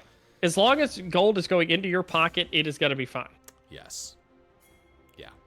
If you have 100 kills and I have 0 kills, but we both have full items, we're the same, man. We're like right there. Yeah. Okay, Dragon, the apple of both teams' eye right here. Anima's got this scuttle, and they're just going to start it up. Panther Core is just going to start this up right now. Certainly, we're going to have a fight pop off. Poppy does not connect with the ult. That's big. Big ultimate gone. Anima's going to turn onto the Dragon right here. Ornhorn is going to get called. Science Class looking for something. Look at that Rumble ult across the bow right there. Ticking down onto Engineer, and say why not. Looking quite low as well. They get to the plant for some healing, but look what's happening here as Papa Potion's in the backline. A triple kill for the Kaisa, and just... they get the Dragon and everything they need. That was beautiful. The pop-up into the into the Ornn ult. Rumble gets the ult off somehow, but absolutely deleted out of that fight. And after that's gone, and there's no flamethrower, as long as you're standing on that Rumble ult, Kaisa's able to run. Unlike the last fight, Kaisa able to run free. Kaisa's able to get in and hit targets, and she is strong enough right now in this game that front line's not big enough yet to dissuade her, and this looks like it's gonna be a Baron, and they're on Soul Point here. Big plays for Anima. Massive for Anima there. And yeah, I mean, like, the Rumble ult alone, my eye just got distracted by Poppy and Talia's health bars just off the Rumble ult, getting so low, running to the plant, popping it, and actually getting the health to stay alive from the plant right on the edge of that Rumble ult. Oh my goodness, yeah. Absolutely crazy plays right there. Do see now, I wonder how this reset looks, because Baron play now, they are going to collect out their jungle, but I wonder how much gold they can strangle out of the map. Now, we do see ornaments are online, so every time Ornn levels up from now on, it is going to be another ticking thing there for them. More strength onto that Kai'Sa, onto that Taliyah. And also the Udyr has done great damage in this game. He's actually been such a threat. We saw the end of that fight. He is 2v1ing the backline, keeping those carries out of the fight, so it is that much easier for Kai'Sa to run through. But we'll see here. The inhib is open. Rumble is in the top lane. Potentially has an angle, but Giga has to flash away. This Udyr. Rockets coming in. Windfall Panda got a front line. Oh. All right, gonna go and actually get a lot of damage onto Monai. Force that ultimate right there. Zach's gonna go in, get stuffed right away. Nautilus ult onto Kai'Sa, who will buy some time by running away. And look at that. Just some trading of abilities. Nobody goes down. But some important ults have been taken. And look at this wave. Gonna slam into bot down here. There is a Rumble ult up for grabs. Maybe gonna be used to clear this wave. We will see. No Nautilus ult means a lot here. There's the Rumble ult. Yes, indeed. And yeah, that's gonna clear all the casters. You've still got this this big cannon minion here. Orbital Ion minion in the back here. Yes. They don't have any like hooks or anything like that that can really punish walking up to hit this minion, so it will go down. But that mid wave, super minions are coming in now, so now the threat is much harder. Yes, and whoever you send to collect that mid wave, I mean, you need every little bit of damage you can get right now. The tower just eating so much damage. They're actually going to pull the trigger. They're going to aggress. There's no Rumble ult to push them off. They can just get up here. This inhib just going to free hit onto. There it goes. 2 inhibs down. Anima feeling good. Back off with Baron. Yeah, and super minions that pushed in mid there forced them to have to get off of that. It is a massive play there, and they are in the proverbial driver's seat now. I mean, depending on how the rest of this goes out. We've seen crazy things in this series thus far, but you got to think double inhibs down and how strong they are. That soul point coming up, they're going to be at the very least in the driver's seat for winning this game. Yeah, 90 seconds until that final dragon comes up, and that's going to be, you know, Soul is kind of the thing where some teams are like, okay, well, like, we're going to fight this no matter what, so do whatever you can in the next minute to get ready, get that gold, ward what you need, and how they approach this fight will be huge. Yeah, especially Triple Ocean Soul. You do not want to give this Udyr and Ornn that. That already the fights we've seen almost the inverse happen, where the Ornn is the dangerous champion they're fighting against. So you definitely don't want to be the team who is dealing with that. And on the flip side, right, it gives you something. You're the team that's supposed to have the bruisers. You want to get those ocean dragons. Those ocean dragons make you so much stronger as a front line. So see what they choose to do here. I mean, I agree with you. You pretty much have to fight for Soul. But what will the setup be for, right? A lot of item power spikes. We do have the Ornament Rage Blade done on the Kai'Sa there. That's a huge power spike. Well, this is going to be a 4v4. Maybe they're going to find Zach right here. Yeah, that's a lot of damage coming through. Passive will be popped, and they just say, hey, let him go. They're just going to get it. We can't push up. Yeah, works out perfectly there for them. They push in ahead of an objective. They try to get a pick, and they do. And they get it on the #1 target that they want there. They'll be able to clear out the jungle here. Most likely now be an uncontested Soul. And that is just more to Anima here. But you know what they say. You can't have a comeback story without something crazy happening. And speaking of, up here in the top lane, Monai and Rumble coming in here. That's going to be the Soul coming through. Ignite ticking down onto Taliyah. That's a shutdown kill. That's something going into their pockets.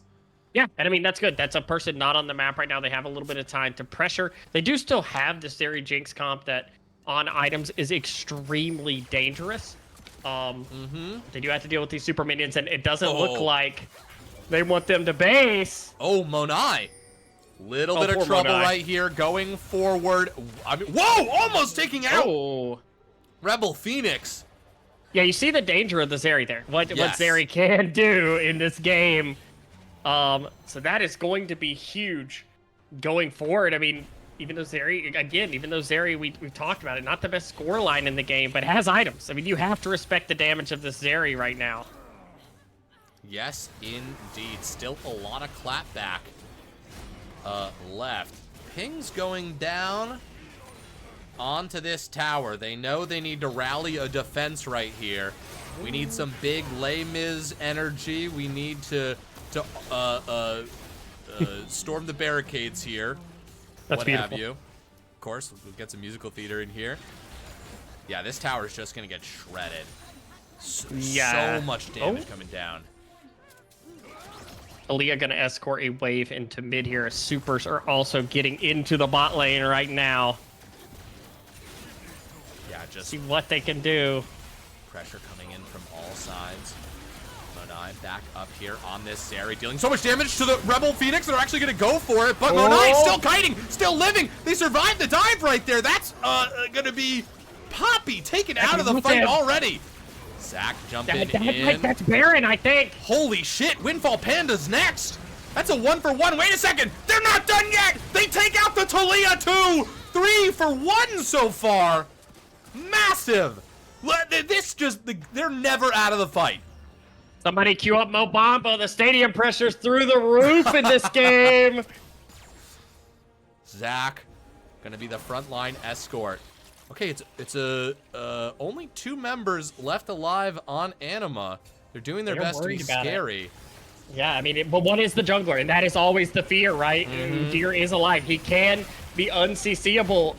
You have to be so careful about this. If you lose this Baron, it could mean a lot in this game. Udyr's being very annoying at this Baron right now. Teleport. Monai's actually gonna teleport away. Giga Chaz going quite low, and Kai'Sa's just gonna take Monet out. That might do it right there. Papa Potion's gonna try and stop these backs. Say Why Not is gonna push forward as well, looking for targets. Giga Chaz in a lot of trouble. They get taken out, and that's the game right there. It looked like for a moment that they were gonna come back, but in the end, Anima Gaming closes it out in 3.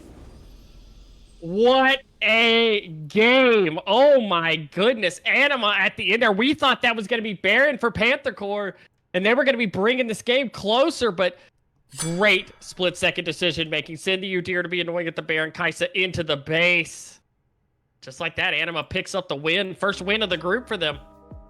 Massive series. An incredible back and forth. I mean, my God. You love to see it. God, that rumble damage. Just so strong. And hey, Yeah. first game, the rumble doesn't win, right? First game, the Zac doesn't win. But red side, 100% win rate. 100. It does maintain the 100% Zac red side win rate. I do think also after watching, maybe the secret is you don't want to win the lane as rumble. You want to lose the lane and then look to fight later. Maybe that is the play. I think we're on to something here. Bio saying, I best agree. of 7, too good to stop now. Listen. What a series. I mean, You come back to finals. We'll give you those best of 5s. we'll meet you halfway. We'll meet you halfway. Absolutely. God, what a series. Vega, how do you feel about a quick little interview? 1 question apiece. I would love it. That sounds amazing. All right, let's set it up. Congrats to Anima Gaming on this series. Let's tag you right here at Anima. Send your chosen champion.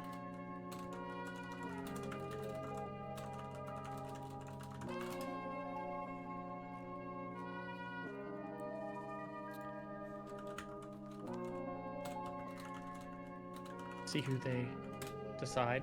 You got your question in mind already? Oh, not at all. I got to think about it. I mean, I tend Yeah, to me ask. too, also. Yeah. You ask good questions. I try not to. It's almost like asking, like when someone comes off the court in an NBA game and they ask them some really technical question. And you're like, this guy's just been like playing a game. His brain's probably fried. Why would you ask this question? So I try to kind of easy questions. Yeah, I lean on my go-to questions are always like about the series as a whole. You know, Yeah. how are you feeling? You know, these are my guesses. These are my guesses on. These are my guesses. Oh, perfect. We're getting Papa Potion. Folks, welcome him to the desk. You know them as the jungler of Anima Gaming. Welcome, Papa Potion. Congrats on the win. Thank you.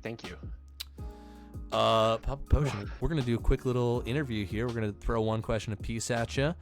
But first of all, we'll give you an amuse-bouche. This one's free and on the house. How are you feeling after that series? I'm feeling great, honestly. It was a little questionable there at the end of that third game when we tower dove because I was saying not to, and then it ended up happening, but we salvaged it. It was a fun series all around. I had a great time. High spirits over here. Hell yeah. We love to hear it. Okay, so talk to us. This is my question for you. My question is about the draft phase in Game 3. You guys are coming off of a loss, and you look at most of the comp, and you just ban the Smolder. Was there any debate that like maybe the Zac and the Rumble were going to be problems there, or were you just like, Smolder's all we need to take care of, the comp we have in mind, they can play what they just played, and we'll be fine? So I think the reason we switched to the Smolder ban, and so we early picked top lane in Game 3, because they banned away the Ornn and took the Zac in Game 2, which are like two of the best champs our top laner plays. So we swapped out the Kha'Zix ban for the Smolder just because if we were opting to possibly play melee champs in both lanes, and giving Smolder free stacks is honestly trolling. Totally. Sure. But yeah, we just got rid of the Smolder. Smolder was the main issue, I feel like, in that second game. Beautiful. Well, it worked Nice. out perfectly. Plan came together. Yeah. All right, and my question, I'm gonna go outside the game to the greater landscape of OBLCS. So last season, Anima misses playoffs in financial. This season, you're kicking off with a win. You're feeling good. Panther Core, a known team. People know about that team. Yeah. Do you guys you got high aspirations this season? You guys look amazing early, so I want to get your feel for the group, how you guys feel coming into this year and everything. Yeah, I mean, so with last season with the jungle changes, it was really, I was having a hard time adapting. So it was some questionable things happened early in the season. We went weeks without a win, but I've gotten better. My team's gotten better. We're just ready to get going. There's a lot of new teams in our bracket that we haven't seen before, so I'm excited to meet everybody and just play League of Legends. Love to hear it. Absolutely excellent. Before we let you go, anything you want to say to the fans out there who were cheering for you in the stands? Shout out to my wife. She watched all the games. Fuck yeah, that's awesome. Shout out to Ground Zero Gaming for watching all the games. Awesome. Wife buff That's it. for sure, Vega. Awesome. All right, Papa Potion, thank you so much for joining us. You have a wonderful rest of your night. Thanks for having me, guys. Yeah. Beautiful. Once again, that was Papa Potion, jungler for Anima Gaming, coming hot off a win here. These best of 3 series, when they go to 3 games, it is tasty. Absolutely. Wonderful night of games, close games, great series. And thanks everybody who tuned in. Yeah, thank you all so much for coming through once again, spending your Tuesday night with us. And also, as always, thank you so much to the staff that keeps the low budget LCS running in the background. So many people scurrying around, solving problems, answering tickets. There's no way we would get to have as much fun coming up here and shouting about League of Legends if all the scaffolding wasn't up around us. So we appreciate everyone who's doing all that stuff in the background, in our walls. In our walls. Yep, with the staff scurries around in your walls. That scratching you hear, that's us. It's the low budget LCS. We found our way in. We're in the internet. We're technically everywhere. Yes, please don't poke it with one of those spike things. Vega and I are cramped right now. It is just, there's not a lot of room in here.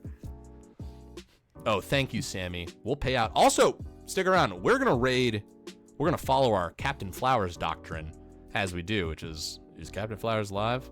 We're going to raid that guy at the end of our stream. Because we're fans.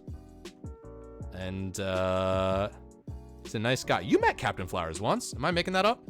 I have indeed met Captain Flowers. Beautiful. Very nice guy. Wonderful human being. That is always so great to hear. Anima Gaming. There's the payout. All right, Vega, did you bet on this one? Did you win this one? I did not win. All right. I think I forgot to bet because I don't have. I think I forgot to bet on this one. All right, that's fine. Yeah. Listen, you were due to hold on to some for a little bit. Yeah, let me hold on to my 250 schmeckles. You earned it. Thank you. That's my caster salary for the night. Yes. My 250 schmeckles that I get to hold on to. We pay in schmeckles. Anything, always a pleasure, Vega, to be up here and casting with you. Anything that you would like to say before we go? Just echo the sentiment. Thanks everybody for tuning in. We're getting ready to be in week 2, or we are technically in week 2.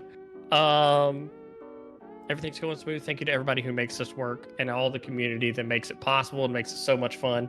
And I hope everyone has a wonderful week this week. Tune into more streams. There'll be more games most of the week. Yes, indeed. Couldn't have said it better myself.